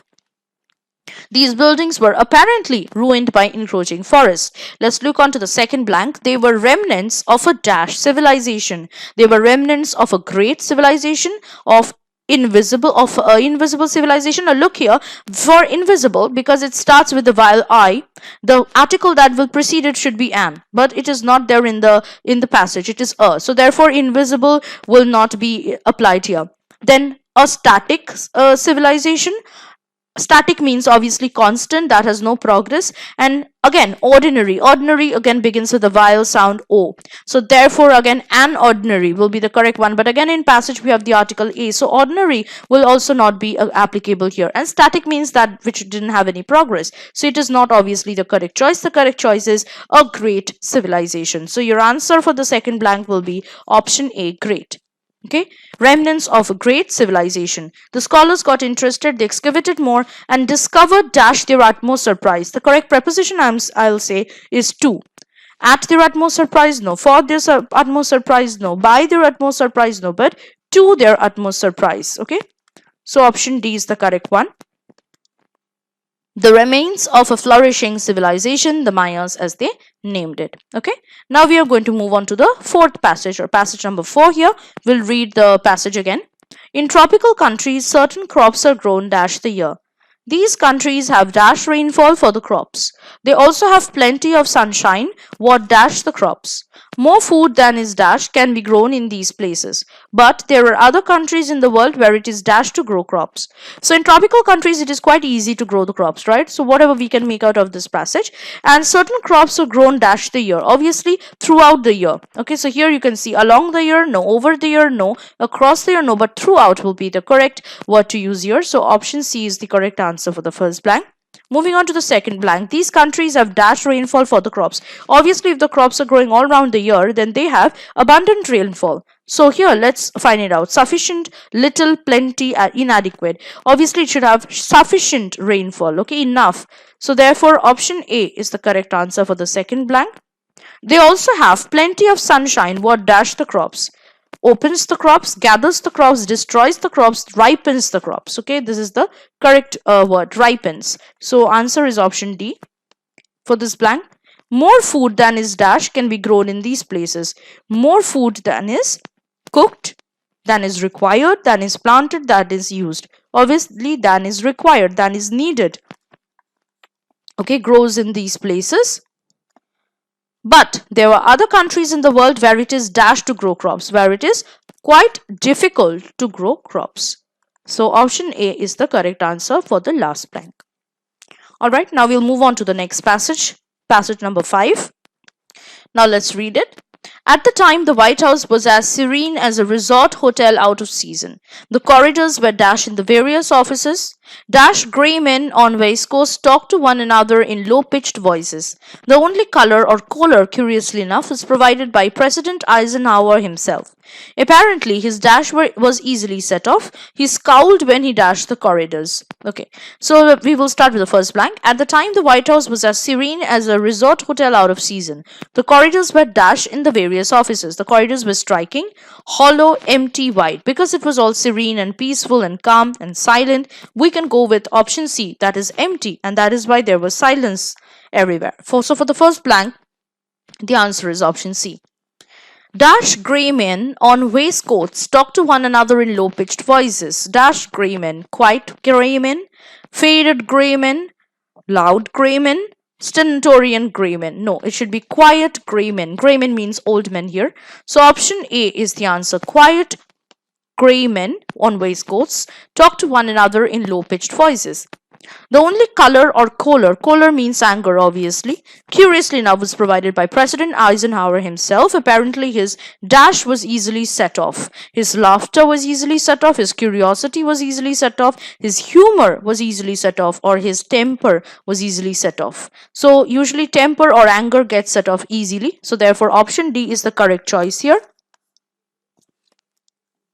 He scowled when he dashed the corridors, when he paced the corridors, strolled the corridors, stormed the corridors, or prowled the corridors. Prowl is usually used with wild animals. Stormed is when someone is rushing or running through it. Strolled is like, going through in a very brisk walking. And paced means going up and down. So paced is the right word to use here. So for the last blank, the answer is option A.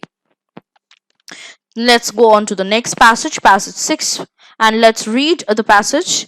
About 60% of the human body is water. If you could dash out a human being like a dash, you would obtain about 50 liters of water. This water, which is not like dash water, because of the substance it dash, is necessary to the life of the human being. About a gallon of it is in the blood vessels and is dash circulating by temperature. So let's start with the first blank we have here. If you could dash out a human being like a dash, if you could work out a human being, no. If you could wrench out a human being, no. If you could press out a human being, no. But if you could squeeze out of a human being, and so the first blank is option D, which is the answer here. Like a mango, like a lemon, like a fruit, like a banana. Now you usually squeeze a lemon to get the lemon juice, right? So squeeze goes perfectly with lemon, which is option B. So the second blank as its answer is option B. You would obtain about 50 liters of water. This water, which is not like dash water, usual water, ordinary water, common water, normal water. We say normal water, right? So option D is the correct answer. For the third blank, because of the substance it dash is necessary to the life of the human being. Because of the substance it dissolves, carries, contains, includes. Contains will be the correct word to use here. So option C is the answer. For 174 question number 174, it contains is necessary to the life of the human being. Now the last blank, about a gallon of it is in the blood vessels and is dash circulating by temperature, and is continued circulating, made circulating, got circulating, kept circulating. The right verb to use here is kept circulating. So therefore option D is the correct answer for the last blank. Moving on to the next passage now, passage number 7. Let's read it. Between the year 1946 and the year 1955, I did not file any income tax returns. With that dash statement, Ramesh embarked on an account of his encounter with the income tax department. I originally owed rupees 20,000 in unpaid taxes. With dash and dash, the 20,000 became 60,000. The income tax department then went into action, and I learned firsthand just how much power the tax department wields. Royalties and trust funds can be dash, automobiles may be dash and auctioned off. Right, so let's start with the first blank we have here. Between the year 1946 and the year 1955, I did not file any income tax returns. With that dash statement, devious statement, blunt statement, tactful statement, or pretentious statement. The correct word is blunt statement, straightforward, frank, on the face. So option B is the correct answer for the first blank. Blunt statement. Ramesh embarked on an account of his encounter. I originally owed rupees 20,000 in unpaid taxes. With dash and dash, the 20,000 became 60,000. So with two things, the 20,000 increased to 60,000. Let's find out what are those two things. With dash, interest, taxes, principal, returns. Obviously with interest, the money can go up. So option A is the correct answer for the second blank. Let's go for the third blank. Sanctions, refunds, fees, fines. Again, fines can also be added and the money can go up, right? The amount can go up. So option D is the correct answer for the third blank. So with interest and fines, the 20,000 became 60,000. The income tax department then went into action, and I learned firsthand just how much power the tax department wields. Royalties and trust funds can be closed, detached, attached, impounded. Okay, so let's find out that. Royalties and trust funds can be dash, closed, detached, attached, impounded. The correct word will be attached. Royalties, that means whatever the money the royal family or a royal family stature can have, can be attached to trust funds very easily. So option C is the correct answer. Royalties and trust funds can be attached. Automobiles may be dashed and auctioned off, may be smashed, seized, dismantled, or frozen. Obviously they would be seized, okay, and auctioned off. So option B is the correct answer for the last blank. So I hope that you have got all the answers pertaining to not only spotting of errors but also cloze test or cloze composition that we have just solved in this particular part 3 of the session. So I would suggest you to go through these questions. These will come very handy to you while you're preparing for your upcoming AFCAT exam.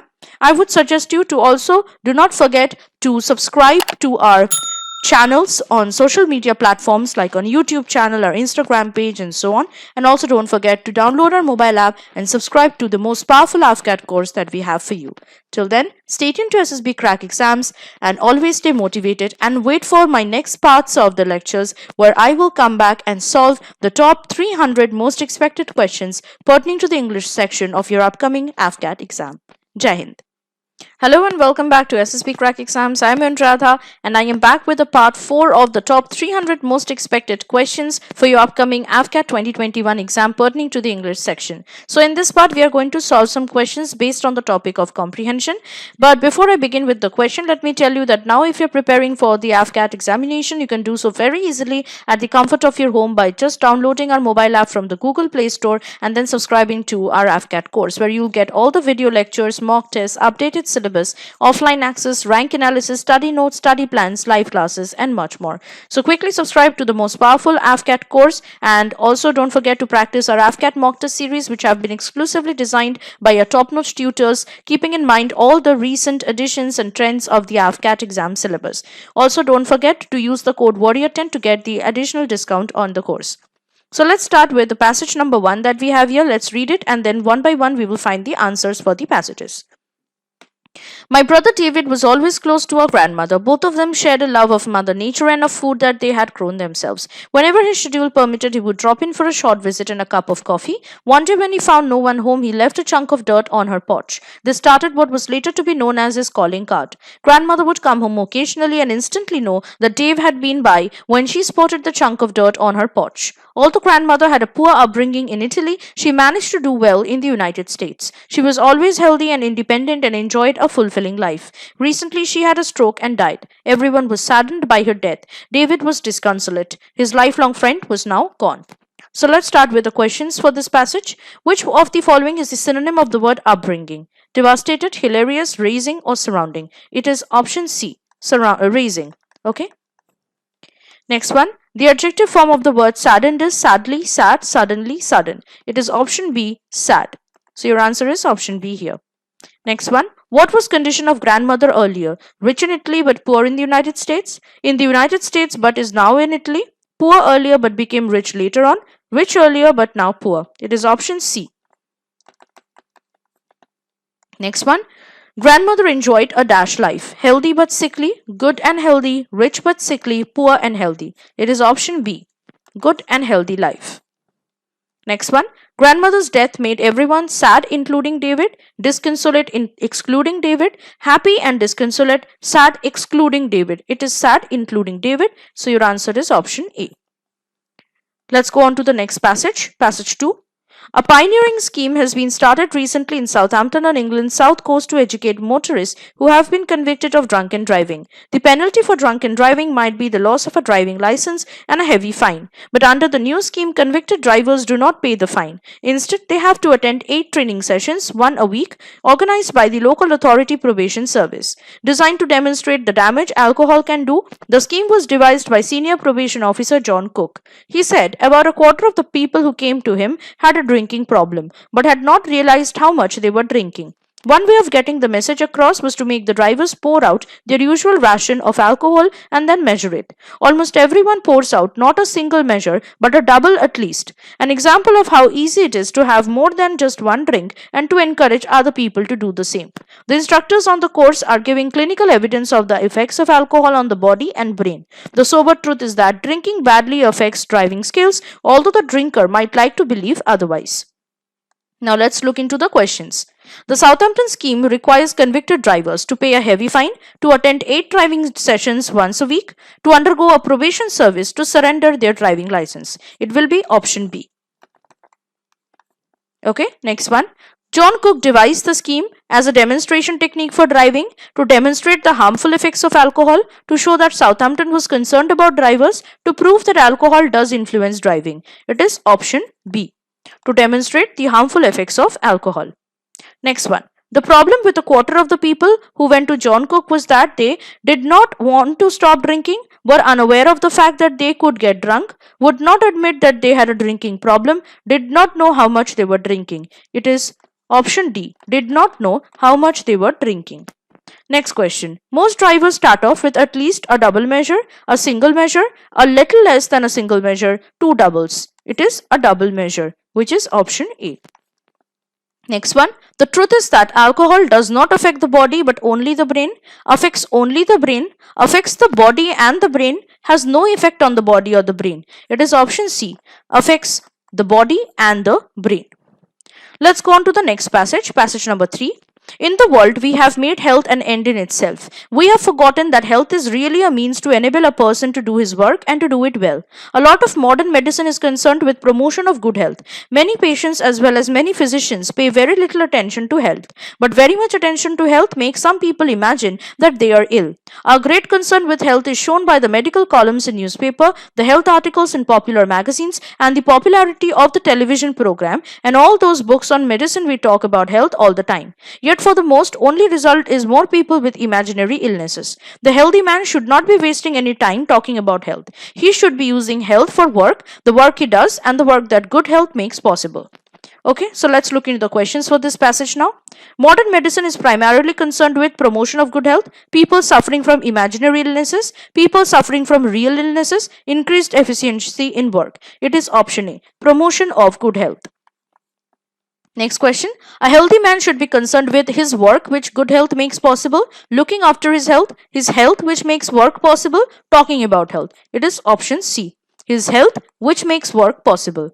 Next question. A great concern with health is shown by free medicine distribution in hospitals, free education to medical students, taking yoga classes, the health articles in popular magazines. It is option D. The health articles in popular magazines. Now we move on to the next passage, which is passage number 4.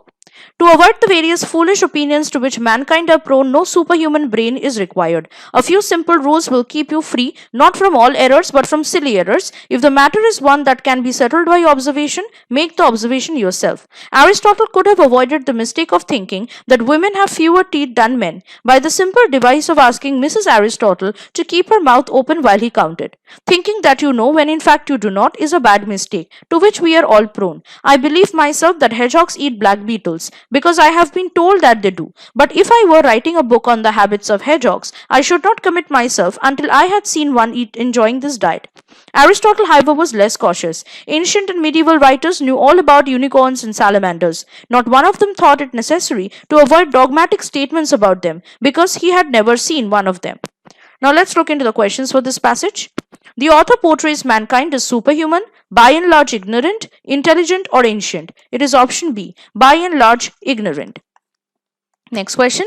According to the author, unicorns and salamanders have existed in the past, are invisible, caused writers to write strange stories, or never really existed. It is option D, never really existed. Next one. The author implies that he has never seen hedgehogs eating beetles. Hedgehogs eat only black beetles. They do not eat black beetles. He is writing a book on hedgehogs. It is option A. He has never seen hedgehogs eating beetles. Next one. The author is in favor of drawing conclusions on the basis of discussion, consultation, observation, or reasoning. It is option C, observation. Now let's look on to the next passage, passage 5.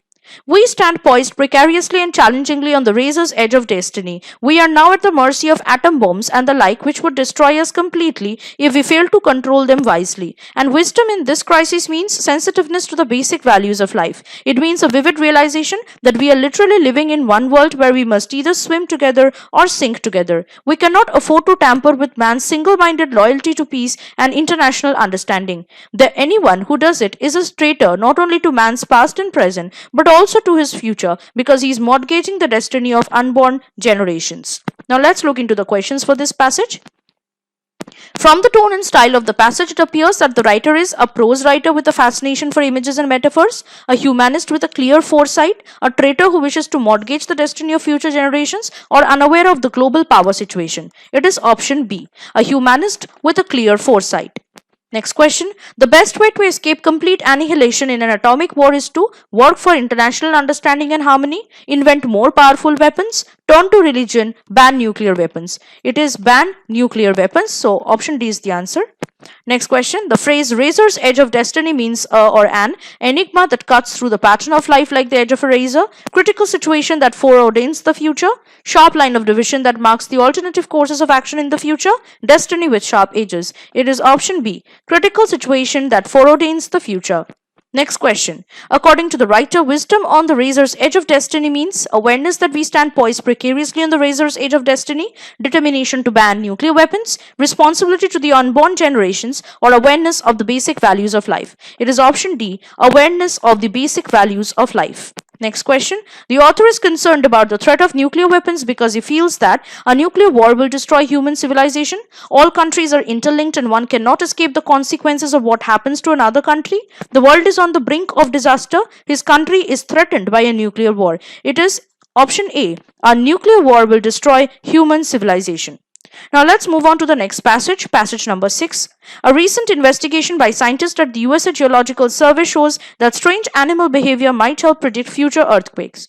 Investigators found such occurrences in a 10-kilometer radius of the epicenter of a fairly recent quake. Some birds screeched and flew about wildly, dogs yelped and ran uncontrollably. Scientists believe that animals can perceive these environmental changes as early as several days before the mishap. In 1976, after observing the animal behavior, the Chinese were able to predict a devastating quake. Although hundreds of thousands of people were killed, the government was able to evacuate millions of others and thus keep the death toll at a lower level. In 1976, after observing the animal behavior, the Chinese were able to predict a devastating quake. A recent investigation by scientists at the USA Geological Survey shows that strange animal behavior might help predict future earthquakes. Animals have certain instincts that human beings don't possess. If scientists can accurately predict earthquakes, there will be a lower death rate. Now let's look into the questions for this passage. Which of the following is not true? That means you have to find out a statement which is basically false. And that will be your answer. Some animals may be able to sense an approaching earthquake. By observing animal behavior, scientists perhaps can predict earthquakes. The Chinese failed to predict the earthquake. All birds and dogs in a 10-kilometer range went wild before the quake. It will be option C. The Chinese failed to predict the earthquake, which is false because they did predict the earthquake. Next question. What prediction may be made by observing animal behavior? An impending earthquake, the number of people who will die, the 10-kilometer radius of epicenter, ecological conditions. It will be option A. An impending earthquake. Next question. How can animals perceive these change when human beings cannot? Animals are smarter than human beings. Animals have certain instincts that human beings don't possess. By running around the house, they can feel the vibrations. Human beings don't know where to look. It will be option B. Animals have certain instincts that human beings don't possess. Next question. If scientists can accurately predict earthquakes, there will be fewer animals going crazy, a lower death rate, fewer people evacuated, fewer environmental changes. It will be option B, a lower death rate. Now let's look into the next passage, passage 7. Pablo Picasso showed his truly exceptional talent from a very young age. His first word was lapis, Spanish for pencil, and he learned to draw before he could talk. He was the only son in the family and very good looking, so he was thoroughly spoiled. He hated school and often refused to go unless his doting parents allowed him to take one of his father's pet pigeons with him. Apart from pigeons, his great love was art, and when in 1891 his father, who was an amateur artist, got a job as a drawing teacher at a college, Pablo went with him to the college. He often watched his father paint and sometimes was allowed to help. One evening, his father was painting a picture of the pigeons when he had to leave the room. He returned to find that Pablo had completed the picture, and it was so amazingly beautiful and lifelike that he gave his son his own palette and brushes and never painted again. Pablo was just 13. Now let's look into the questions for the passage. As a boy, Pablo Picasso was ordinary looking but talented, handsome and studious, handsome and hardworking. It is option B, handsome and talented. Next question. He was spoilt mostly because he was a smart boy, loved by one and all, the only son in the family, always surrounded by notorious boys. It is option C, only son in the family. Next question. Picasso went to school only when his friends accompanied him. His father went with him. He was allowed to paint at school. He was allowed to carry a pet with him. It is option D. He was allowed to carry a pet with him. Next question. When his father painted in the college, Pablo occasionally helped him, rarely helped him, always helped him, invariably helped him. It is occasionally helped him. Option A, therefore, is your answer. Next question. Pablo's father gave up painting because he did not like the job, retired from the college, was impressed by his son's talent, lost interest in painting. It will be option C. He was impressed by his son's talent. Right. Now let's look into the next passage, passage number 8.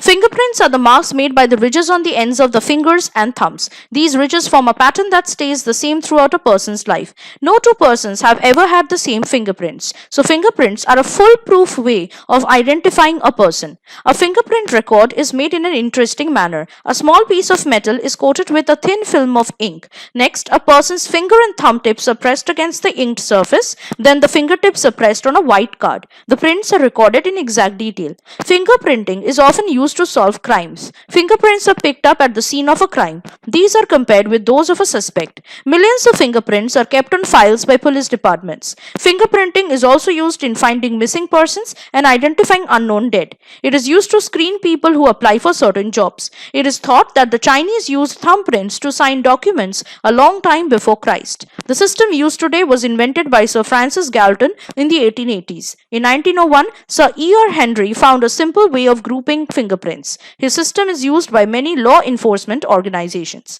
Now let's look into the questions for the passage. Fingerprints are the most dash way of identifying a person. Best way, genuine way, sincere way, accurate way. Answer will be option D, accurate way. Next question.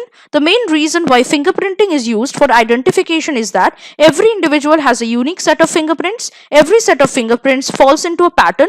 Records of fingerprints can be maintained. Fingerprints can be picked up even after a crime. The right answer will be option A. Every individual has a unique set of fingerprints. Next question. A present system of recording fingerprints is around dash years old.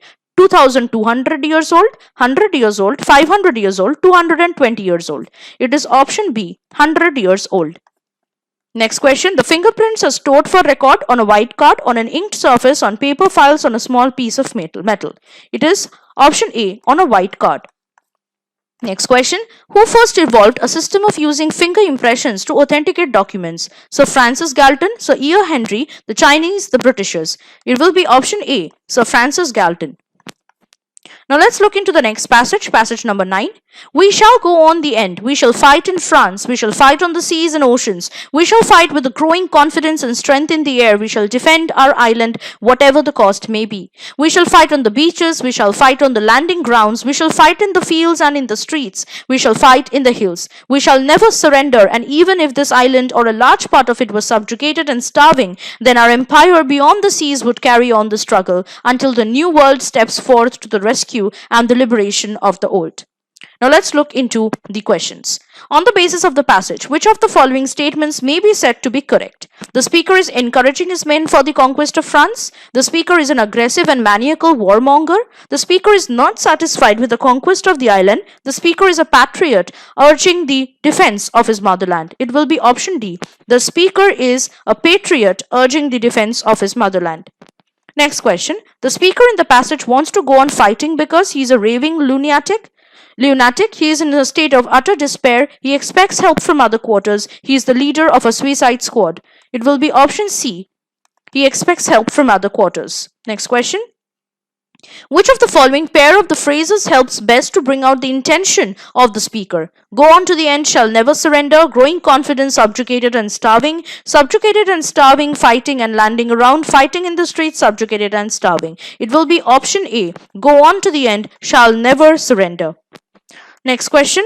The passage consists of repetitive patterns in syntax and vocabulary. The effect of this style is that it reveals the speaker's defects in giving a speech, it produces the impression of bad poetry, it conveys the speaker's helpless situation, it reinforces the speaker's basic intention. The answer will be option D. It reinforces the speaker's basic intention. Next question. The tone of the speaker is pleading and urging, inspiring and encouraging, discouraging and gloomy, menacing and bullying. It is option B, inspiring and encouraging. Now let's look on to the next passage, passage number 10. In May 1966, the World Health Organization was authorized to initiate a global campaign to eradicate smallpox. The goal was to eradicate the disease in 1 decade. That means in 10 years. Because similar projects for malaria and yellow fever had failed, few believed that smallpox could actually be eradicated. But 11 years after the initial organization of the campaign, no cases were reported in the field. The strategy was not only to provide mass vaccinations, but also to isolate patients with active smallpox in order to contain the spread of the disease and to break the chain of human transmission. Rewards for reporting smallpox assisted in motivating the public to aid health workers. One by one, each smallpox victim was sought out, removed from contact with others and treated. At the same time, the entire village where the victim had lived was vaccinated. Today, smallpox is no longer a threat to humanity. Routine vaccinations have been stopped worldwide. Let's look into the questions. Which of the following is the best title for the passage? The World Health Organization, the eradication of smallpox, smallpox vaccinations, infectious diseases. The right title is option B, the eradication of smallpox. Next question. What was the goal of the campaign against smallpox? To decrease the spread of smallpox worldwide, to eliminate smallpox worldwide in 10 years, to provide mass vaccinations against smallpox worldwide, to initiate worldwide projects for smallpox, malaria and yellow fever at the same time. The answer is option B, to eliminate smallpox worldwide in 10 years. Next question. According to the paragraph, what was the strategy used to eliminate the spread of smallpox? Vaccination of the entire village, treatment of individual victims, isolation of victims and mass vaccinations, extensive reporting of outbreaks. It is option C, isolation of victims and mass vaccinations. Next question. Which statement does not refer to smallpox? Previous projects had failed. People are no longer vaccinated for it. The World Health Organization mounted a worldwide campaign to eradicate the disease. It was a serious threat. Option A, previous projects had failed, refer to malaria and yellow fever. So therefore, it is not referring to smallpox. So your answer is option A. Let's move on to the next passage, passage number 11. The great acharyas have said that having discovered a great goal, surrender yourself to that goal and act towards it, drawing your inspiration from that goal whereby you will get a new column of energy. Do not allow this energy to be dissipated in the futile memories of past regrets of failure, not in the excitement of the present, and thus bring that entire energy focused into activity. That is the highest creative action in the world outside. Thereby, the individual who is till now considered as most and efficient finds his way to the highest achievement and success. This is said very easily in a second, but in order to train our mind to this attitude needs considerable training, because we have already trained the mind wrongly to such an extent that we have become perfect in imperfections. Not knowing the art of action, we have become master artists in doing wrong things. The totality of activity will bring the country to a wrong end indeed. The point is, intellect is very powerful and everyone is driving, but nobody seems to know how to control the mental energy and direct it properly or guide it to the proper destination. Now look into our questions. Which of the following is the source of energy? A column that supports a building, stimulation obtained from a set aim, highest creative action, proper training of the mind to achieve perfection. It is option B, stimulation obtained from a set aim. Next one, the author's chief concern is establishment of socialistic pattern, discovery of great goal in the life, regulation of energy in the proper direction, training of the mind. The answer is option C, regulation of energy in the proper direction. Next question, what is the effect of training of the wrong mind? We have become perfect in all aspects. Art of action is too much emphasized. Each of us could become a master artist. None of this. Okay, so it should be none of these. So therefore option D is your answer. Now let's look into the next passage, passage number 12. As I stepped out of the train, I felt unusually solitary since I was the only passenger to alight. I was accustomed to arriving in the summer when holiday makers throng coastal resorts, and this was my first visit when the season was over. My destination was a little village which was 8 miles by road. It took only a few minutes for me to come to the foot of the cliff path. When I reached the top, I had left all signs of habitation behind me. I was surprised to notice that the sky was already aflame with the sunset. It seemed to be getting dark amazingly quickly. I was at a loss to account for the exceptionally early end of daylight, since I did not think I had walked unduly slow. But I recollected that on previous visits I had walked in high summer, and now it was October. All at once it was night. The track was grassy and even in daylight showed up hardly at all. I was terrified of hurtling over the edge of the cliff to the rocks below. I felt my feet squelching and sticking in something soggy. Then I bumped into a little clump of trees that loomed up in front of me. I climbed up the nearest trunk and managed to find a tolerably comfortable fork to sit on. The waiting was spent by my attempts to identify the little stirrings and noises of animal life that I could hear. I grew colder and colder and managed to sleep only in uneasy, fitful starts. At last, when the moon came up, I was on my way again. So now let's look into the questions. The writer felt unusually solitary because he was feeling very lonely without his family. He was missing the company of other holiday makers. His destination was a little village 8 miles away. There was no one to meet him. It will be option B. He was missing the company of other holiday makers. Next question. I left all signs of habitation behind me. This means that he came to a place where there were very few houses. He was in front of a large collection of cottages. He had come very far from places where people lived. He had just passed a remote village. It should be option C. He had come very far from places where people lived. Next question. It became darker than the writer expected because the nights are shorter in autumn than in summer. The nights are longer in October than midsummer. The train arrived later than usual. He had walked unduly slowly. It is option B. The nights are longer in October than midsummer. Now let's look into the next passage, passage number 13. At this stage of civilization, when many nations are brought into close and vital contact for good and evil, it is important as never before that their gross ignorance of one another should be diminished, that they should begin to understand a little of one another's historical experience and resulting mentality. It is the fault of the English to expect the people of other countries to react as they do to political and international situations. Our goodwill and good intentions are often brought to nothing because we expect other people to be like us. This would be corrected if we knew the history, not necessarily in detail, but in broad outlines of the social and political conditions which have given to each nation its present character. Let's check the questions now.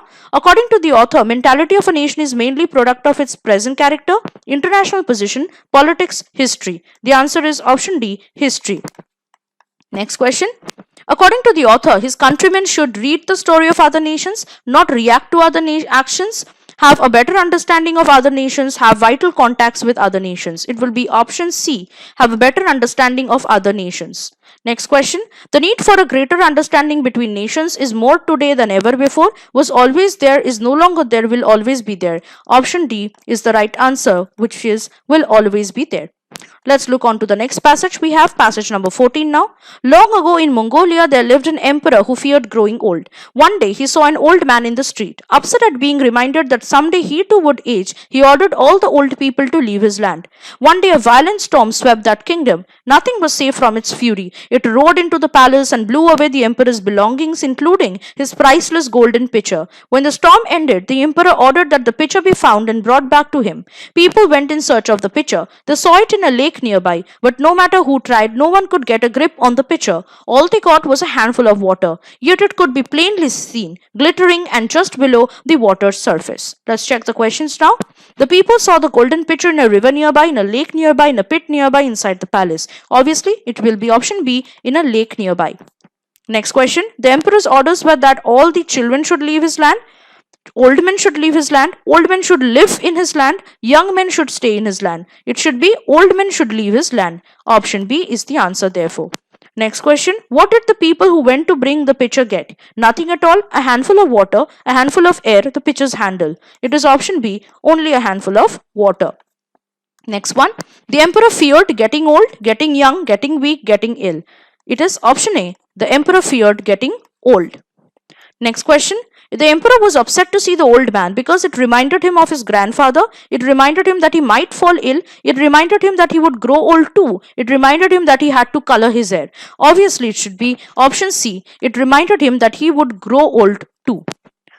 Let's go on to the next question here. How did the pitcher get separated from the emperor in the first place? By a flood, by rain, by a storm, by thieves. It will be option C, by a storm. So I hope that you've got all the questions and obviously how to answer these questions pertaining to the topic of comprehension. So I will see you next in my next part of the lecture where I will be completing the top 300 most expected questions for your upcoming AFCAT 2021 examination pertaining to the English section. Till then, you need to stay tuned to SSBCrack exams and don't forget to subscribe us to our social media platform and also YouTube channel, Instagram page, and also don't forget to download our mobile app and subscribe to our AFCAT course today. Till then, you need to stay motivated and start working hard. Jai Hind. Hello there and welcome back to SSBCrack exams. I'm Anuradha and we have arrived at the part 5 of the top 300 most expected question series for the English section and for your upcoming AFCAT 2021 examination. So in this part, we are going to focus on the question solving from the topics of spelling and one word substitution, right? So before we begin, let me tell you that now if you're preparing for your upcoming AFCAT examination and if you want to prepare at the comfort of your home, you can easily do so by just downloading our mobile app from the Google Play Store and subscribing to our AFCAT course, where you will get all the video lectures, mock test, updated syllabus, offline access, rank analysis, study notes, study plans, live classes, and much more. By subscribing to our most powerful AFCAT course, you can also get to learn many things and all the things that you need to know while cracking and while you are looking forward to perform and give your very best in the AFCAT examination. Don't forget also to solve all the questions given in AFCAT mock test series, which have been exclusively designed by our top-notch tutors expressly for AFCAT candidates. Also, while you are subscribing to the course, don't forget to use the code WARRIOR10 to get an extra 10% discount on the course. So let's start with the questions regarding spelling. And here you need to identify the correct spelling from the 4 options which will be given to you. So let's start with the first set that we have here.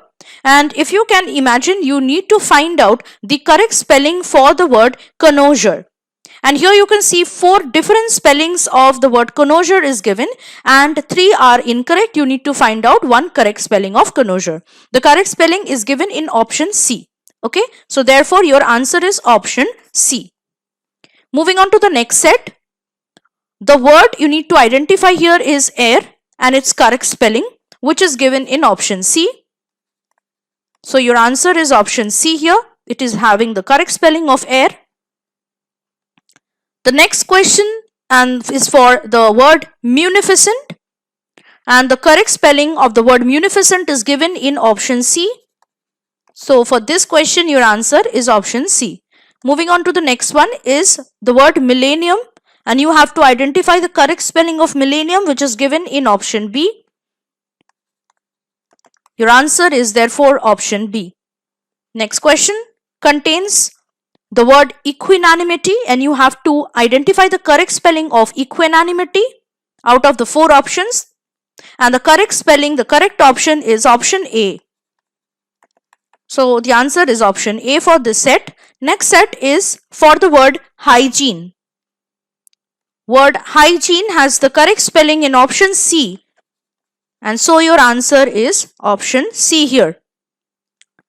Right, the next set is for the word veterinary. And the correct spelling of veterinary here is option B. So your answer for this question is option B. Next word is for government, and you have to identify the correct spelling of government from all these 4 options. The correct option is option A, which contains the correct spelling of government. So your answer is option A here. Next word is for vermilion. You have to identify the correct spelling for vermilion, and the correct option therefore will be your answer. For this it will be option B. So your answer for this question is option B, vermilion, has been the right correct spelling. Next question is for scheme, right? The word is scheme, and the correct spelling for scheme is given in option B. And so your answer is option B here. Next one is for the word scriptorium, and the correct spelling of scriptorium is given in option B here. So your answer is option B for this question. Next one, here in this set you need to identify the correct spelling for mountaineer, and the correct spelling is given in the option B for mountaineer. Okay, so option B is your answer. Next one, you need to identify the correct spelling for thesaurus, and it's given in option C. Okay, thesaurus. Option C therefore is your answer. Next one is for, and it's easy, the word is happened. Happened with double P and 1 N, and it's already given in option A. So option A is your answer with the correct spelling for happened. Next set is to identify the correct spelling for ulterior, and the correct spelling for ulterior is given in option D, right? Option D is your answer therefore with the correct spelling for ulterior. Next one is for the word sentimentalist. Sentimentalist, okay, and the correct spelling for sentimentalist is given in the option C. Okay, so option C is your answer here. Next question has the set for the correct spelling of the word reconnaissance. Okay, for the correct spelling of the word reconnaissance, the option provided is option C. So your answer is option C, which has the correct spelling for the word reconnaissance. In the next set, you have to identify the correct spelling for the word libertarian or libertarian, and the correct spelling of libertarian is provided in option B. Option B has the correct spelling for libertarian, and so your answer is option B. The next question is for the correct spelling of the word ascendancy. Okay, so ascendancy has the correct spelling given in option A, and so your answer is option A. Let's go on to the next question, and the correct spelling you have to identify is for the word emphatic. Okay, and the emphatic has this correct spelling given in option D. So your answer is option D in this question. Moving on to the next one is hegemony. You have to identify the correct spelling for hegemony, and it's given in option B. So option B is your answer in this question. The next one is for the word efflorescence, right? So you have to identify the correct spelling of the word efflorescence, which is given in the option B. So option B is your answer in this question. Now the next question has the set for recognizing or identifying the correct spelling of the word perpetuate, and the correct spelling of perpetuate is given in option C. Okay, and so your answer is option C for this question. Now we are going to go to the next question, and the set to recognize here is for the word alienate. You have to recognize and identify the correct spelling for alienate, which is given in option C, and so option C here is your answer. Next question needs you to recognize the correct spelling for the word apocalyptic, and apocalyptic has the right spelling given in option C. So option C is your answer. Next is for the correct spelling of forfeit. Okay, so forfeit has the correct spelling given in option C, and so for this question your answer is option C. Moving on to the next set, and you need to identify the correct spelling for rehearsal, which is given in option C. And so the question has its answer as option C with the correct spelling for the word rehearsal. Next is commemorate. Okay, and you have to identify the correct spelling for commemorate. Commemorate has its right spelling given in option D. So option D here is your answer. Next one is for, and this is a very confusing word.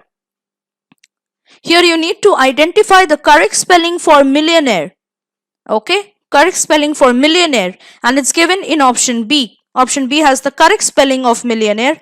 So your answer for this set is answer option B. Okay, next one is example. This is easy. You all know the spelling of example is given in option C. So option C is your answer here. Right. Now these were some of the questions that we discussed and solved from the spelling topic. Now we are going to switch to another topic, which is one word substitution. Though questions do not come so often from one word substitution, but still there are times when the questions have come from this topic. So we should not miss them, and let's practice and solve some questions based on this topic of one word substitution now. Right, so let's find out the answer for this sentence, a statement that can have a double meaning. In short, it is known as ambiguous. If something is ambiguous, that means it can have a double meaning. So answer is option D. Ambiguous is a statement that can have a double meaning. Next is able to use both hands alike. A person who is able to use his both hands alike is known as ambidextrous. Okay, so ambidextrous is your answer, which is option B. Next question is work inscribed on the tomb. So if someone has died and a tomb has been erected and there are something written on the tomb, it is known as epitaph. Okay, so option B, epitaph, is the answer for this question. Next question is a written account of the life of an individual. This is easy. A written account of the life of an individual is biography, and when he writes that himself, it is an autobiography, but it is a written account of the life of an individual, though the author is not mentioned, so therefore it will be straightforwardly option C, biography. Let's move on to the next one. The intelligent and educated class is also known as intelligentsia. So answer will be option D in this question. Next one is the identification of a disease by its symptoms, and this is known as diagnosis. Okay, diagnosis is the identification of a disease by its symptoms, and so the answer is option C in this question. Moving on to the next question is science of plants, and the science of plants is called botany. So option D is your answer here. Next one is prolonged inability to sleep is also known as insomnia. Insomnia is a disease where a person is unable to sleep for long. Okay, so option D, insomnia, is the prolonged inability to sleep. Next one is list of headings of the business to be transacted at a meeting. It's also known in short as agenda. So you must have heard of agenda of the meeting, and it talks about certain things that should be discussed, that should be transacted in a meeting. That is known as the agenda of the meeting, and therefore here your answer is option B. Next one is a style in which a writer makes a display of his knowledge, that he knows a lot, and so the writer displays his knowledge, how much he knows through his writing. It's called the pedantic style.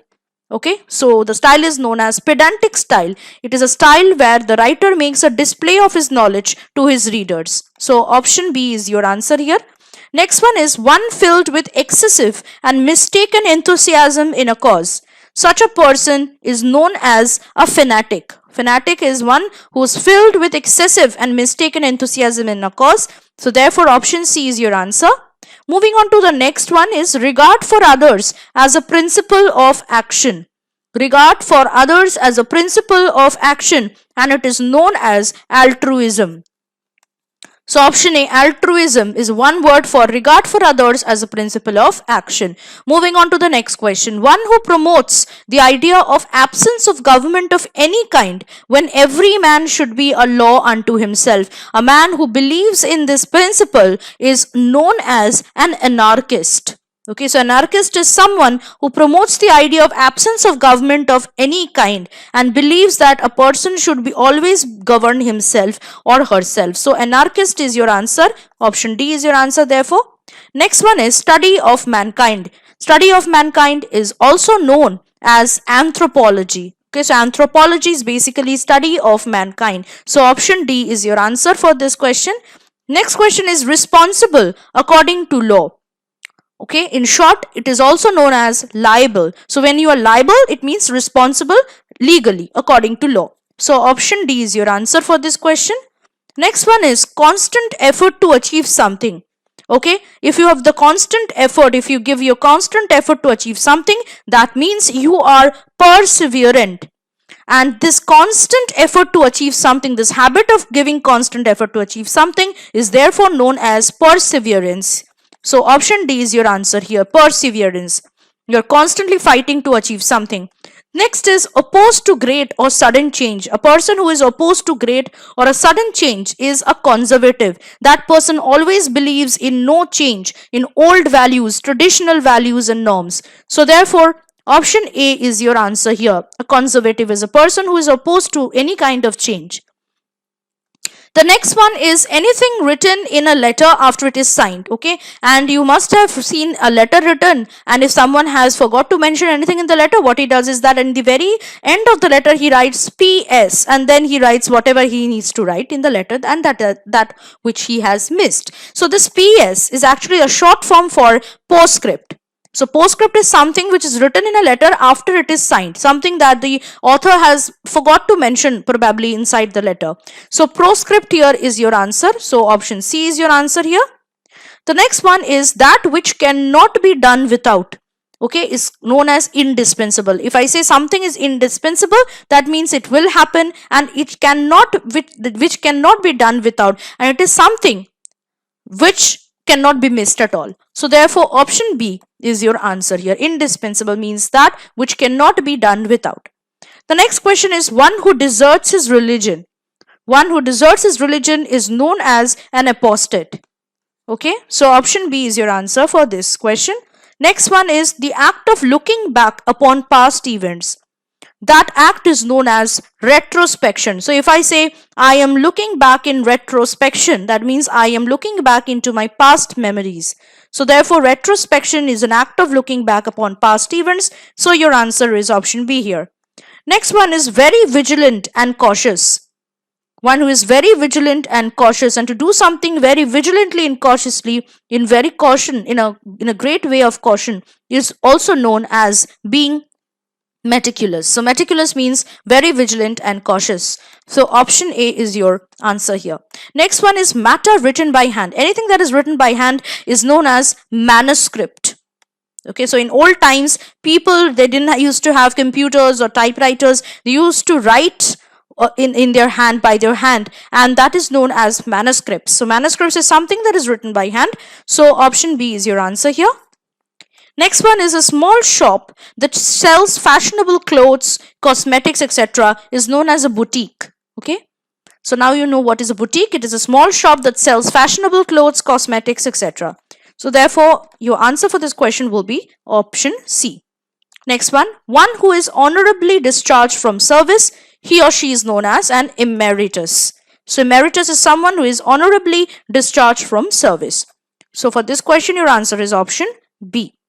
Next one who cannot be corrected. One who cannot be corrected, in other words, he or she is known as incorrigible. I can say he is an incorrigible person. That means he cannot be corrected. Okay, he is beyond any kind of correction. So incorrigible is someone who cannot be corrected. So option B is your answer for this question. Next one who is in charge of a museum, we say that he is a curator. So every place, every museum has one curator who is basically in charge of a museum. So curator is the answer here. So answer is option A. Next one is the study of ancient societies. The study of ancient societies is also known as archaeology. So archaeology is basically the study of ancient societies. And so option B is your answer. This was easy. Next one was a person who is really sick and is unduly solicitous about his health. Okay, so a person who is sick, who is really sick, but he does not, understand, he does not care about, very careful about his health is, and this is very hard, but I still want you to remember it, he is known as valetudinarian. Okay, He is known as a valetudinarian. So option C is your answer. Right, the next one is, if a person cannot be easily handled or dealt with, he will not be complimented for his domesticity, knowledge, tractability, or eulogy. So if a person who cannot be easily handled or dealt with, he is basically tractable, and therefore he will not be complimented for his tractability. Okay, so option C, tractability, means a kind of quality in a person, such a person who cannot be handled or dealt with easily. Okay, so I hope that you have gone through all my important questions that I have solved for you. I have completed 300 topmost expected question series for your upcoming AFCAT 2021 exam pertaining to the English section. I would request you to go through those questions, go through those answers. These will be really very helpful for you in your preparation for the English part of the AFCAT 2021 examination. I will see you next with something more interesting and something more helpful for your English section of AFCAT examination. Till then, you need to stay tuned to SSBCrack exams, and don't forget to follow us on our social media platforms like YouTube channel, our Instagram page, and also don't forget to download our mobile app from the Google Play Store to subscribe to our most powerful AFCAT course that will really help you to crack the AFCAT examination, and that will really help you to achieve the very best and give your best performance. So I would suggest you to go through these lectures and series once more, go through the questions. It's important. Start working hard, start believing in yourself, and always stay motivated. Jai Hind.